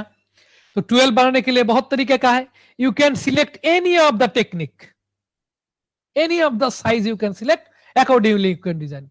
अगर उल्टा क्वेश्चन आया तो, अगर नॉर्मली ऐसा आता है 3x को 32x5 ऐसे आता है क्वेश्चन, तो 3x4 रोम डिजाइन करते हैं. एक्चुअल टोटल कितना साइज है? Simple multiply 12 bit. तो ये 3 क्या है? 3 इज नंबर ऑफ इनपुट. ठीक है, लिख ले. तो 3 इज नंबर ऑफ इनपुट. 4 क्या है? Number of output. तो तुम ये ब्लॉक डायग्राम को देखो. Look at the block diagram. So as per the block diagram, what is my n? N is my input. N is 3. And M क्या है? M is 4. समझ में आया? 3x4, that is n input and m output, ये जो लिखा है ना, n is input, m is output, तो कितना इनपुट है? 3 इनपुट। कितना आउटपुट है? 4 आउटपुट। ठीक, नाउ लेट अस स्टार्ट। तो 3 इनपुट है। तो रॉम डिजाइन करने का टेक्निक ऐसा है, मैं जस्ट स्ट्रेट फॉरवर्ड कर देता हूं। रॉम डिजाइन करने के लिए तुमको एक डिकोडर चाहिए, एक ही डिकोडर चाहिए। क्वेश्चन है how many decoder is used to design a ROM? Answer है 1। Only 1 decoder is used. एक ही डिकोडर चाहिए, दुनिया में जितना भी बड़ा रोम हो ना हो, एक डिकोडर से कम बन जाएगा। You need only 1 decoder of appropriate size, जितना जरूरी उतना का एक साइज का डिकोडर चाहिए। Now I M designing the decoder now. तो मुझे एक रोम बनाने का शुरू किया हूं, तो रोम का मुझे पता है 3 into 4 मैंने 3 इनपुट 4 आउटपुट। तो ये जो डिकोडर हम यूज करेंगे, इस डिकोडर का इनपुट कितना होगा? 3। क्लियर? उसको हम नॉर्मली ए से डिनोट करते हैं, A0, A1, A2, this 3 are the input. और ये ब्लू बॉक्स किसका है? This is for decoder. और डिकोडर का स्ट्रक्चर मैंने ऑलरेडी लिख के रखा है लेफ्ट में। डिकोडर देखने में कैसा होता है? डिकोडर का स्ट्रक्चर क्या होता है? n into 2 to the power n। n का वैल्यू क्या है? 3। तो इस डिकोडर का साइज क्या होगा? 3 into 2 to the power 3, that is 8 decoder. Clear? समझ में आया? तुमको खाली ये इनपुट देखना है, इनपुट में क्या लिखा है? जितना इनपुट सेम इनपुट का डिकोडर चाहिए। सो 3 is the input of ROM, so 3 is the input of the decoder also, क्योंकि रॉम बनाने के लिए डिकोडर का यूज करना पड़ेगा। Clear? So 3 is the number of input, so 3 is the number of input of the decoder also, same thing. तो मुझे जो डिकोडर चाहिए उसमें 3 इनपुट है, ड्राइंग कर दिया मैंने, A0 नाम दे दिया है तीनों का। तुम और भी नाम दे सकते हो, कोई प्रॉब्लम नहीं है। So if you have a 3 input, तो डिकोडर में आउटपुट कितना होगा? हमको फॉर्मूला पता है, n is the input, 2 to the power n is the output. तो n का वैल्यू क्या है? 3। तो 2 to the power 3 कितना? 8। तो कितना आउटपुट होगा? 8। मैं थोड़ा ऊपर करने का कोशिश करता, छोटा सा कर देता हूं, थोड़ा बड़ा सर्किट होगा। तो इतना है डिकोडर है, तो 8 आउटपुट होगा। 1 2 3 4 5 6 7 8। क्लियर? तो आउटपुट का फर्स्ट वैल्यू को हम क्या बोलते हैं? D0 और 0 एक ही बात है, D1 और 1, D2 और 2, D3 और 3 एक ही बात है, D4 और 4, D5 और 5, D6 और 6, D7 और 7 एक ही बात है। तुम 0 1 लिखो और D0 लिखो, एक ही बात है। Okay, this way. इतना पार्ट समझ में आ गया? देखो इतना पार्ट हमने किसके बेसिस में किया? सिर्फ इनपुट के बेसिस में किया है। अभी आउटपुट को हमने टच ही नहीं किया। आउटपुट का वैल्यू है 4, इनपुट का वैल्यू कितना? 3। तो 3 अगर इनपुट है, डिकोडर के फॉर्मूला के हिसाब से 3 इनपुट डिकोडर का कितना आउटपुट होगा? 2 to the power 3, मतलब 8। डिजाइन कर दिया है मैंने। तो डिकोडर का सर्किट है, ब्लैक बॉक्स अंदर में सर्किट है, बहुत डिजाइन करने का जरूरत नहीं है, जस्ट ऐसे ड्राइंग करने से हो जाएगा। सो दिस इज 3x8 डिकोडर, खत्म। सो इनपुट का पोर्शन हमने कंप्लीट कर दिया है। Now let us consider the output.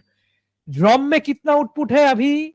4 output. Remember मैं लिख के रखता हूं, रॉम के लिए output is same as the number of OR gate, जो लिखा याद रखना। को कितना आउटपुट है हमारे पास? 4 आउटपुट है, तो कितना OR गेट्स चाहिए? 4 OR गेट चाहिए। जितना आउटपुट उतना OR गेट।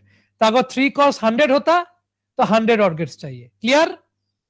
तो here it is written 3 cross 4. 4 is the output. So जितना output उतना ROM.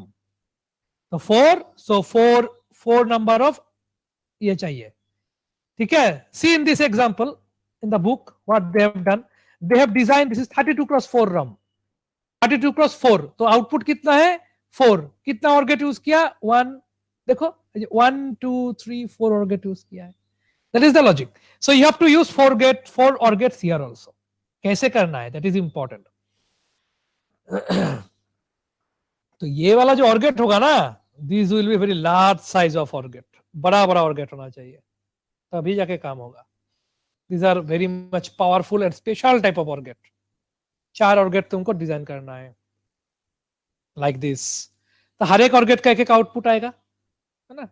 OR gate का आउटपुट तो एक ही होगा ना, और उसको हम नॉर्मली F से डिनोट करते हैं। तुम एबीसीडी भी लिख सकते हो, प्रॉब्लम नहीं है। एफ इज मतलब फंक्शन, F0 F1 फंक्शन बोलते हैं, एफ मतलब फंक्शन है, F0 F1 F2 F3 this are the values of the OR gates. Now तो 4 और गेट लिखा, क्यों? बिकॉज आई हैव 4 आउटपुट, जितना आउटपुट उतना और गेट। नेक्स्ट, अभी का काम बहुत जरूरी है। अभी तुमको क्या करना पड़ेगा, जितना डिकोडर का जितना आउटपुट लाइन है, डिकोडर का कितना आउटपुट लाइन है, 8 आउटपुट लाइन को तुमको लंबा करके स्ट्रेच करना है। देखो मैं कर रहा हूं,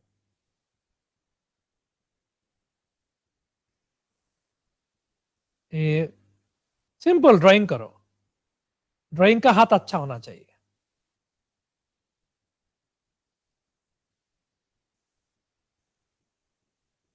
ठीक है, मोटा मोटी स्ट्रेट लाइन करना है।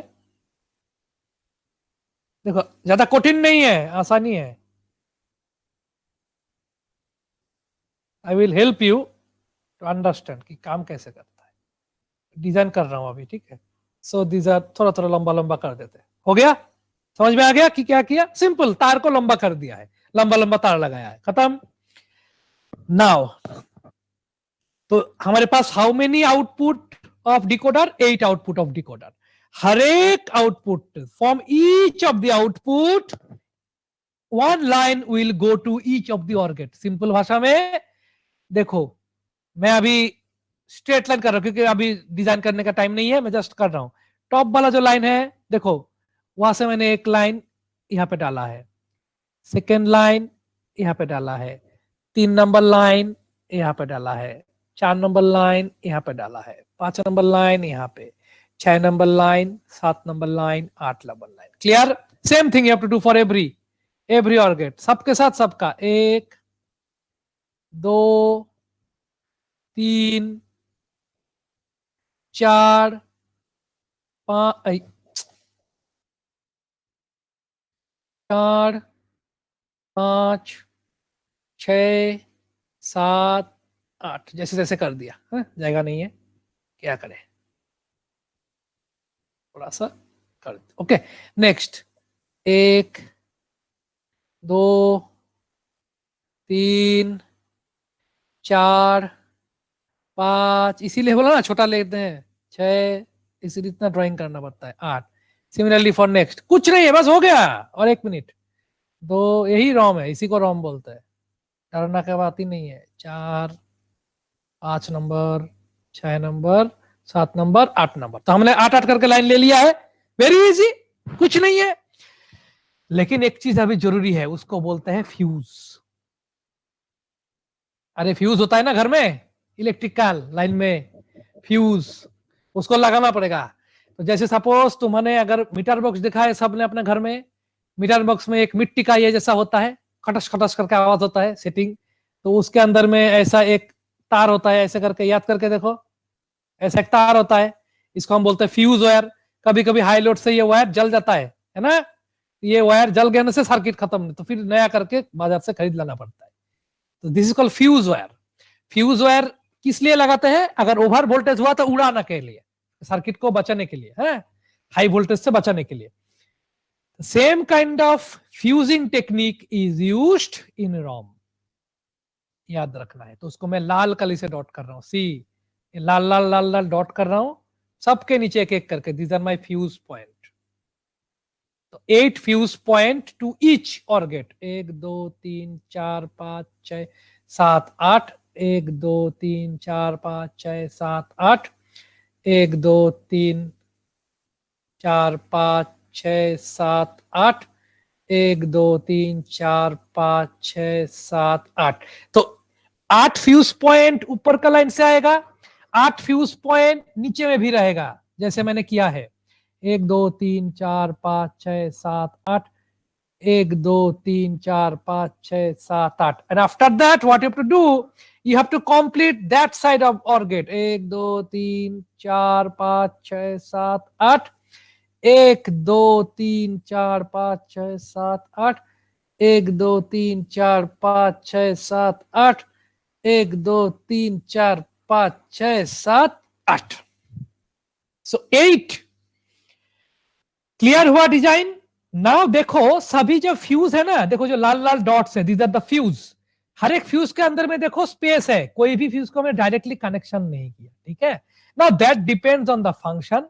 तुम जिस तरीके का फंक्शन डिजाइन करोगे, इंप्लीमेंट करना चाहते हो, दैट टाइप ऑफ फ्यूजिंग तुमको करना पड़ेगा। I will give you example. Suppose मैंने एक फंक्शन बनाया है 157, फ्यूज फंक्शन 1 का वैल्यू है 0 2 function 2, suppose these are the functions 3 5 function, these are, suppose I am taking an example 2 and 4, suppose these are the examples and these are the functions। इस function को क्या करना है, ये फंक्शन का नाम हम लोगों ने लिखा है f0 f1 f2 f3। तो ये तुमको क्वेश्चन में दिया रहेगा, this type of things it will be given into the question. अगर नहीं दिया रहेगा तो इतना डिजाइन करके छोड़ देना है और कुछ नहीं करना है। बट सपोज क्वेश्चन में दिया रहेगा कि डिजाइन ए 3x4 रोम, तो पहले इतना डिजाइन करना है, उसके बाद क्या करना पड़ेगा, उसके बाद क्वेश्चन में रहेगा एंड इंप्लीमेंट दिस फंक्शन। अगर ये क्वेश्चन में रहेगा तो क्या करना पड़ेगा, तुमको फंक्शन के हिसाब से सोचना है। तो फंक्शन f0 फंक्शन में कौन सा वैल्यू है 1 5 एंड 7। तो एक नंबर लाइन कौन सा है, देखो ये D1 से जो गया, दैट इज कॉल्ड एक नंबर लाइन। तो एक नंबर लाइन को कनेक्शन करना है। फिर 5 एंड 7, 5 नंबर लाइन कौन सा है, ये जो 5 नंबर लाइन को कनेक्शन करना है, ठीक है। 7 नंबर लाइन को कनेक्शन, वेरी इजी। बाकी लाइन ओपन रहेगा, ओपन मतलब करंट फ्लो नहीं होगा। सिमिलरली F1 में 0 2 6, F1 दिस इज F1, 0 कौन सा लाइन है, ऊपर का 0, ऊपर से जो आया है 0 को कनेक्शन करो। देन 2 से कहां से आया, 2 को कनेक्शन करो। देन 6 से कहां से आया, दिस वन 6 को कनेक्शन करो, डन। नेक्स्ट है 3 एंड 5, तो यहां से F2 में 3 कहां से आ रहा है, यहां से, ये है 3 एंड 5 कनेक्शन। नेक्स्ट है 2 एंड 4, सो 2 कहां से आ रहा है, ये है 2 का लाइन और 4 का लाइन, डन। तो this is called programming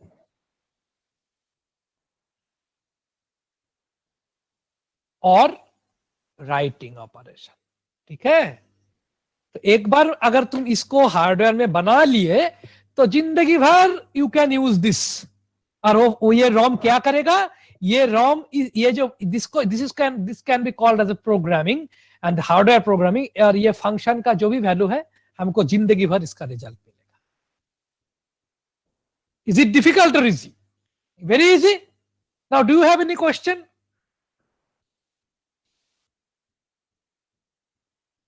no question. Now I am just making you understand what the book in book में देखो तो क्या किया है 32 into 4। Okay okay, another thing, in some cases जैसे हमने यहां पे किया है 3 into 4, तो हमने 3 को इनिशियल इनपुट पकड़ के किया है as per the structure block diagram के हिसाब से, n is input, m is output। but sometimes now I am showing you the example of the book का एग्जांपल तुमको शो कर रहा हूं। बुक में क्वेश्चन है डिजाइन 32 into 5 रोम, कितना था 32 into 6, 32 into 4, बुक में है 32 into 4 रोम। तो इसका मतलब टोटल साइज कितना हुआ 32 into 4, मतलब मल्टीप्लाई करो 128 बिट, क्लिक है 128 bit. Now, if you see, now there are two conventions। एक convention जो मैंने तुमको दिखाया 3x4 कैसे डिजाइन होता है मैंने दिखा दिया। Now, in the book, they have taken another convention, मैंने another technique लिया है। उन लोगों ने क्या किया है, sometimes you can find that the first जो term रहेगा it will be in 2 to the power form। जैसे 32 मतलब क्या 2 to the power 5, समझ में आया? If you see that the first value is in 2 to the power form, ठीक है, माने 4 8 16 32 64, ठीक है, समझ में आया? 32 64 128 such kind of thing। तो कभी कभी as per the book you can also start from here also, जैसे हम लोगों ने लास्ट एग्जाम्पल में n से स्टार्ट किया था, we assumed n to be the input, external input. Now कभी कभी यह भी हो सकता है that the first value if it is given in two to the power format, 32 मतलब 2 to the power 5, if you can segregate it, then what you can do, तुमको यहां से पता चल जाएगा 32 का मतलब क्या है, 2 to the power 5. then you can see, देखो रोम के अंदर में देखो, तुम रोम के अंदर में देखो, it is written 2 to the power n cross m ROM. So you can see 32 को अगर तुम लिखोगे तो क्या आएगा, 2 to the power 5, 4 को 4 ही लिखा, 32 की जगह मैं क्या लिख सकता हूं, 2 to the power 5 cross 4. Now you try to match it with the block diagram. Block diagram में क्या लिखा है, ब्लॉक डायग्राम में लिखा है 2 to the power n cross m. So 2 to the power n cross m. So m is output. So 4 is my output. And this n is my input. Clear? मैंने ऊपर में मार्क करके रखा है. तो what will be my new input size? It will be 5. Clear? तो it is this is the different convention. एक एक जगह एक एक जैसे करते हैं. But no, if you see that this first term is in 2 to the power format, 4, 8, this kind of things are there, then you can start directly in this way. समझ में आया क्या बोला मैंने?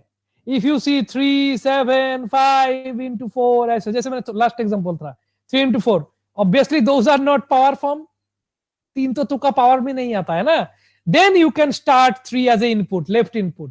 But if you see question में 32 into 4 ऐसा दिया हुआ है, इनपुट वैल्यू इस 2 to the power फॉर्मेट में है, तब तुम इंटरनल स्ट्रक्चर को पकड़ के करना है.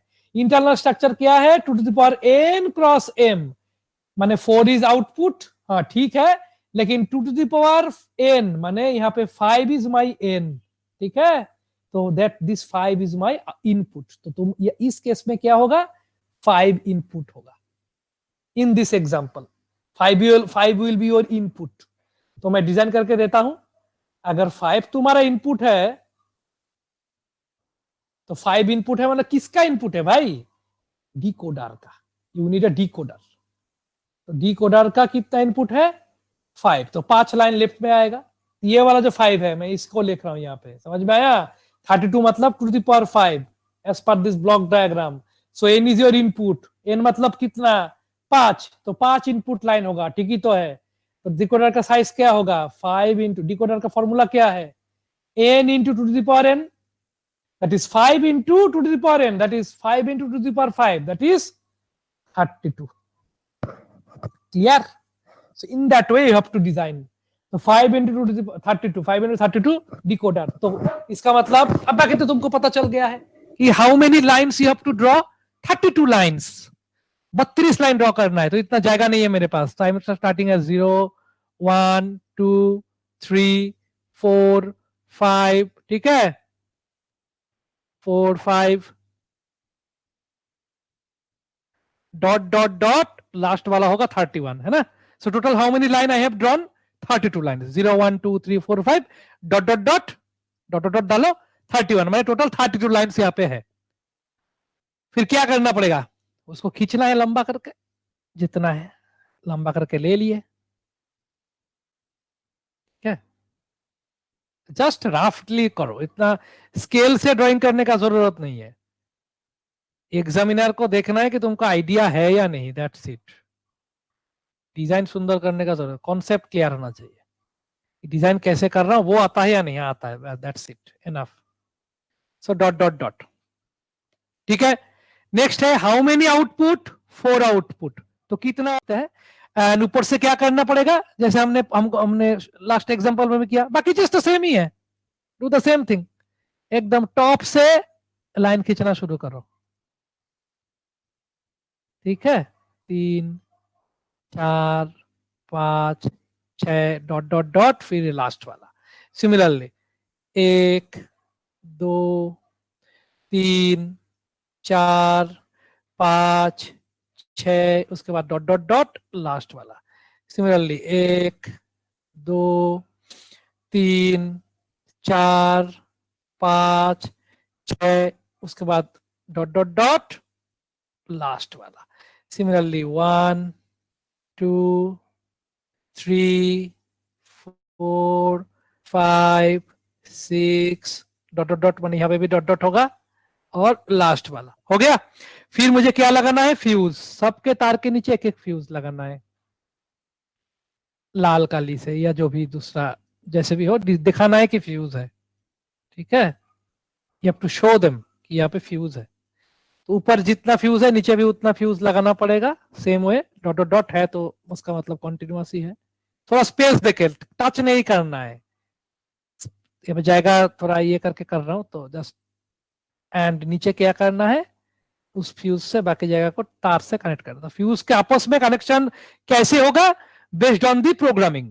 प्रोग्रामिंग मतलब जो जो फंक्शन वैल्यू रहेगा उस पॉइंट के बीच में फ्यूज का कनेक्शन रहेगा, बाकी जगह में कनेक्शन नहीं रहेगा। तो तुम पूछ सकते हो सर ये कैसे होता है, ये होता है हार्डवेयर का एक फ्यूजिंग प्रणाली है, फ्यूजिंग टेक्निक है।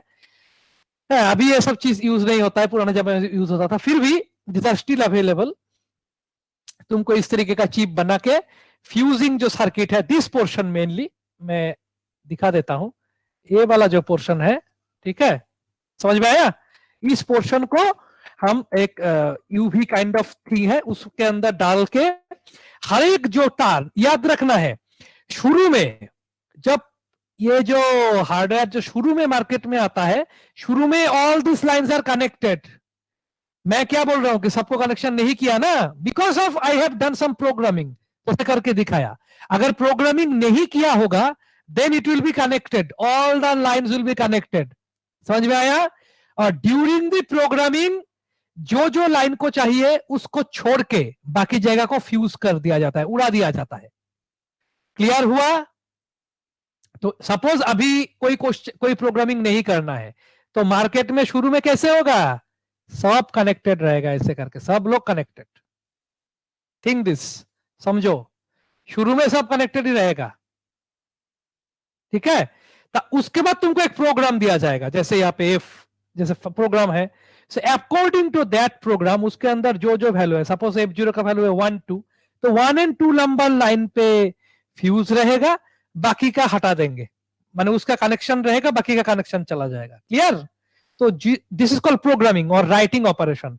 और राइटिंग ऑपरेशन कितने बार होगा, एक ही बार होता है। और सिंगल राइट ऑपरेशन में पूरा का पूरा फ्यूज जिसको रखना है, जिसको उड़ाना है। दिस थिंग्स हैपेंस वंस, एक ही बार में काम करना है। मशीन है, एक बार में काम करना। सो दिस इज बोलो सर, अगर 6x64 बनाना है तो फिर 64 और गेट्स होगा। 64 और गेट्स होगा। Correct, exactly correct. तुमने बोला 6 to 64 अगर रॉम है, that mean 64 OR gates you have to design. तो अगर सपोज तुमको यही क्वेश्चन नहीं है कि 64 और गेट डिजाइन करना है तो कैसे करना है, मैं दिखा देता हूं डिजाइनिंग, डरो मत, अभी करेंगे। तो 6 into 64 मतलब क्या, now 6 is not A power term, है ना। 2 to the पावर में तो 6 नहीं आएगा, 2 to the पावर में 4 आएगा, 2 to the पावर 3 8 आएगा। 6 is not a power term. If it is not a power term, then you have to go normal way. Clear? समझ में आया। Yes, sir. But normally in books and or in other cases, first term always should be in power term. Normally मैं बोला, अगर तुम कोई भी question वगैरह देखो लास्ट ईयर का, फर्स्ट टर्म हमेशा पावर टर्म में आएगा। पावर टर्म माने जैसे 32 आ सकता है या 64 ऐसा आ सकता है, 8 आ सकता है, 4 आ सकता है। तो first term is very important, क्योंकि फर्स्ट टर्म हमेशा 2 to the पावर फॉर्म में लाने से तुम्हारा ही फायदा है, तुम्हारा डिजाइन करना आसान हो जाएगा। क्योंकि 64 मतलब क्या, 2 to the पावर 6, तो 6 इनपुट चाहिए, तो क्या होगा 6 इनपुट, 1 2 3 4 5 6, तो 6 इनपुट और 2 to the पावर 6 माने 64 डिकोडर होगा। तो आउटपुट लाइन कितना होगा, 64 लाइन, 0 1 2 3 डॉट डॉट डॉट 63, तो टोटल कितना लाइन हुआ, 64 आउटपुट लाइन। ठीक है, और आउटपुट कितना है, दिस इज आउटपुट, अगेन 64 लिखा है, यहाँ पे कुछ और भी लिखा हो सकता है, तो 64 और गेट्स चाहिए। तो इतना तो ड्रॉ करना मुश्किल है ना, then you write F0 dot dot dot डालो, खत्म, इसको डालो F63, टोटल 64 हो गया, दिखा दिया, खत्म। बस ये तो आसान हो गया ज्यादा, यही तो आसान है। इसको ऐसे करके देखो, हो गया 2 मिनट, कुछ नहीं है ये सब बनाना, पानी के जैसा है, आसान। फिर तुमको हर एक जगह से एक एक लाइन खींचना है, जैसे प्रोसेस पता है तुमको, लेना है ये डॉट डॉट डॉट, तो डॉट डॉट डॉट देके यहाँ पे एक, सिमिलरली यहाँ सॉरी ऊपर से 1, फिर 2, फिर 3, फिर 4, डॉट डॉट डॉट, तो यहाँ पे भी डॉट डॉट डॉट लास्ट, फिर सबके ऊपर एक एक एक एक फ्यूज। कम कम करके डिजाइन करो तो आसान होगा, ज्यादा लाइन फालतू में मत खींचो, खुद का ही डिजाइन क्लामजी हो जाता है सिस्टम। ठीक है, ऐसे करके बना के रखना है। एंड नॉर्मली क्वेश्चन में ऐसा रहेगा, एट द सेम टाइम तुमको बोला जाएगा कि भाई नाउ इंप्लीमेंट दिस फंक्शन। तो जिस क्वेश्चन में फंक्शन इंप्लीमेंट करने देगा उसका इतना बड़ा साइज कभी नहीं देगा, क्योंकि वो एग्जाम में बहुत छोटा साइज देगा, आउटपुट 3, 4, 5 मैक्सिमम, इससे ज्यादा कभी नहीं देगा, क्योंकि तुमको सब ड्राइंग करके दिखाना पड़ेगा ना। क्लियर हो गया? तो so always this kind of structure is very important. तो 64 into 64 अगर कोई रोम लिखा होगा, that means this is your output, and 64 this is actually 2 to the power n। इसको ऐसे करके समझना है। 64 मतलब ये अंदर का चीज समझना है कि अंदर का स्ट्रक्चर में दिया है। 2 to the power n, 2 to the power n मतलब 2 to the power 6 माने 64, दैट मीन्स 6 इनपुट है, तब ऐसे करके डिजाइन करना होगा। इनपुट अगर 6 है, डिकोडर का आउटपुट कितना होगा? 64। ऑटोमेटिक देखोगे सब कुछ मैच हो जाना चाहिए, कैलकुलेशन ऑटोमेटिक मैच होगा। इतना ही है, बुक में इतना ही किया है, यही तो किया है, same thing they have done. Decoder बना के ये फ्यूज कनेक्शन कर दिया है, 128 फ्यूज। उन लोगों के केस में 120 जितना फ्यूज होगा होगा। This fuses are used. ठीक है, तो now tell me in this question how many fuse are used? How many fuse, यहाँ पे कितना फ्यूज लगाना पड़ेगा शुरू में? तो फ्यूज को ऑन या ऑफ, ऑन का मतलब उस तार को रखना है, ऑफ मतलब उस तार को उड़ा देना है, सर्किट को जला देना है, बीच में होल हो जाएगा, empty space, circuit that line will be disconnected. जिस जीरो से अगर सिग्नल लेना है तो जीरो वाला लाइन ही कनेक्शन रहेगा, बाकी में कनेक्शन नहीं रहेगा। You are getting my point? लेकिन मैन्युफैक्चरिंग इंडस्ट्री में जब बनेगा, शुरू में सब लोग कनेक्टेड ही रहेगा, पूरा का पूरा एकदम कनेक्टेड रहेगा, फ्यूजेस विल बी कनेक्टेड।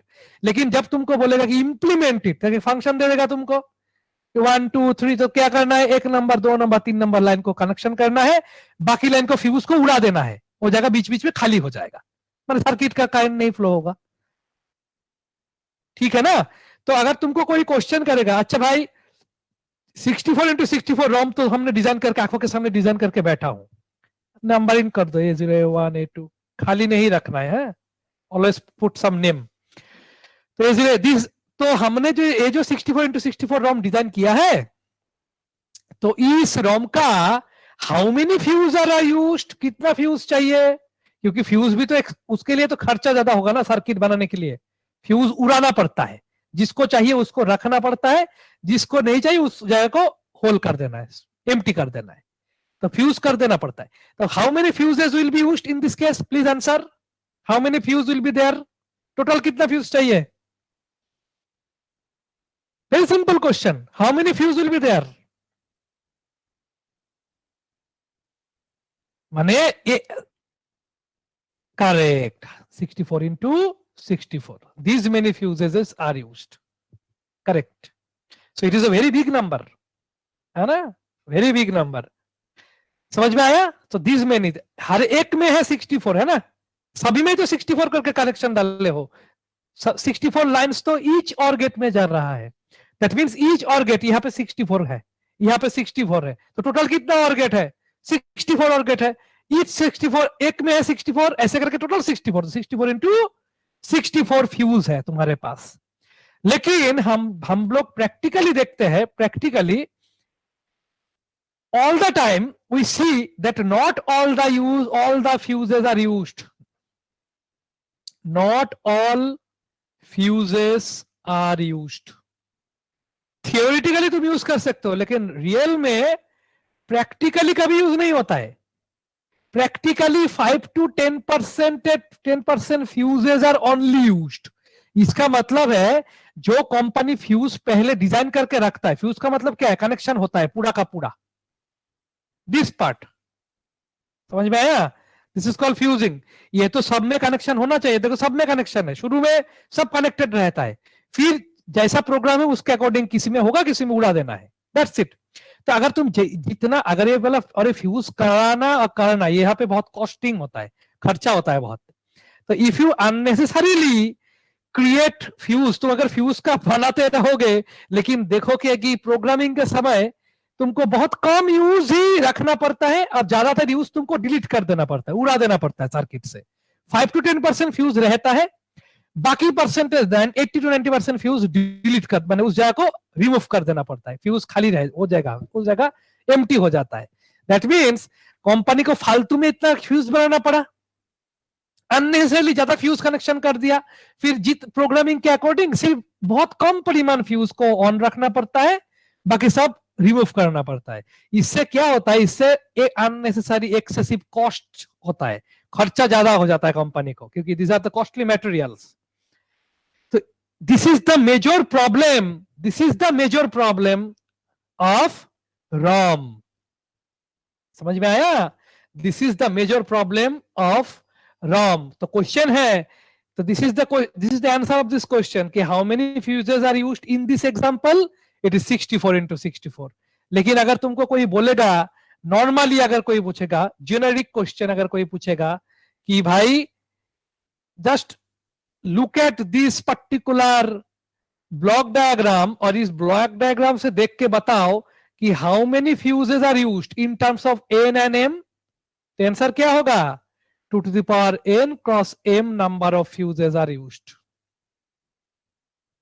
समझ में आया? तो देखो n क्या है, number of inputs to decoder into 2 to the power n, 2 to the power n क्या है, डिकोडर का आउटपुट, फिर यहाँ पे m नंबर ऑफ 1 2 करते करते m नंबर ऑफ और गेट्स लगाना पड़ेगा, है ना? समझ में आया? तो यहाँ पे कितना आउटपुट है, 2 to the power n, ये सभी लाइन से तो सिग्नल जा रहा है हर एक और गेट में, है या नहीं? हर एक और गेट में 2 to the power n कितना और गेट है, m, तो m into 2 to the power are used. ये है जेनेरिक क्वेश्चन। तो ये सब गेट वगैरह में आता है कि एक रोम में कितना फ्यूज होता है, option A 2 to the power n, option B 2 to the power n cross 2 to the power n, option C m cross 2 to the power n, option D 2 to the power n cross m। Answer है ये। Got it? So this kind of question comes. लेकिन मैं क्या बोलने की कोशिश कर रहा हूं कि fuses, so many fuses are used, लेकिन यूज होता है मैंने शुरू में होता है मैन्युफैक्चरिंग के दौरान, लेकिन after whenever we do the programming देखते हैं बहुत ही कम ज्यादा फ्यूज यूज होता है, मैक्सिमम फ्यूज को रिमूव करना पड़ता है। तो फालतू कॉस्टिंग खर्चा हुआ, क्यों खर्चा करना है अननेसेसरीली?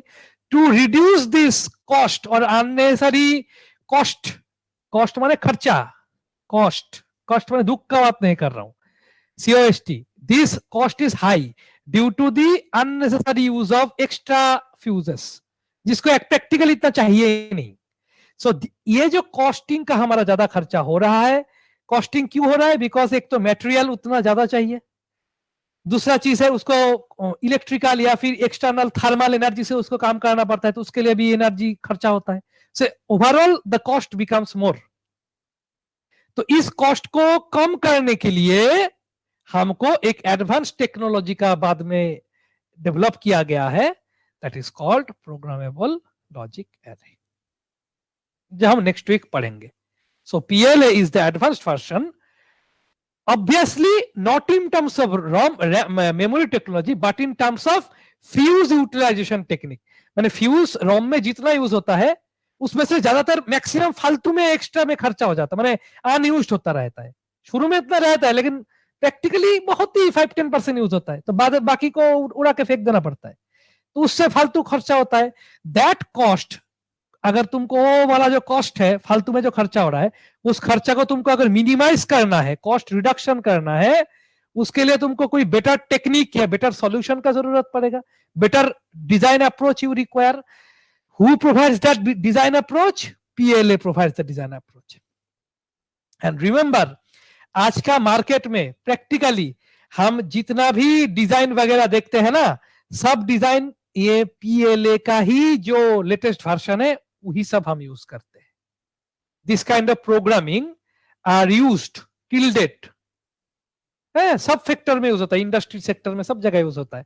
सो जब भी हम यूज करते हैं रोम का, देखो ROM is still use today and same ROM technology is used, but क्या किया गया है, रोम में फ्यूज का ज्यादा नुकसान होता है, अननेसेसरी वेस्ट होता है, एंड कॉस्ट बढ़ता है, वेस्टेज ज्यादा होता है, मटेरियल वेस्टेज.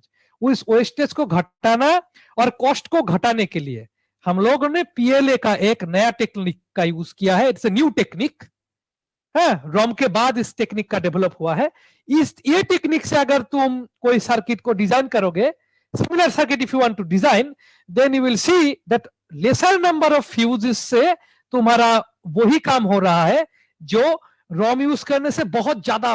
अगर रोम में इतना ज्यादा फ्यूज चाहिए था, सेम काम करने के लिए पीएलए में इतना फ्यूज से हो जाएगा. Got it? So very less amount of fuses are used in case of PLA, and many extremely high number of fuses are used in ROM. That incurs high cost and wastage of highly costly materials.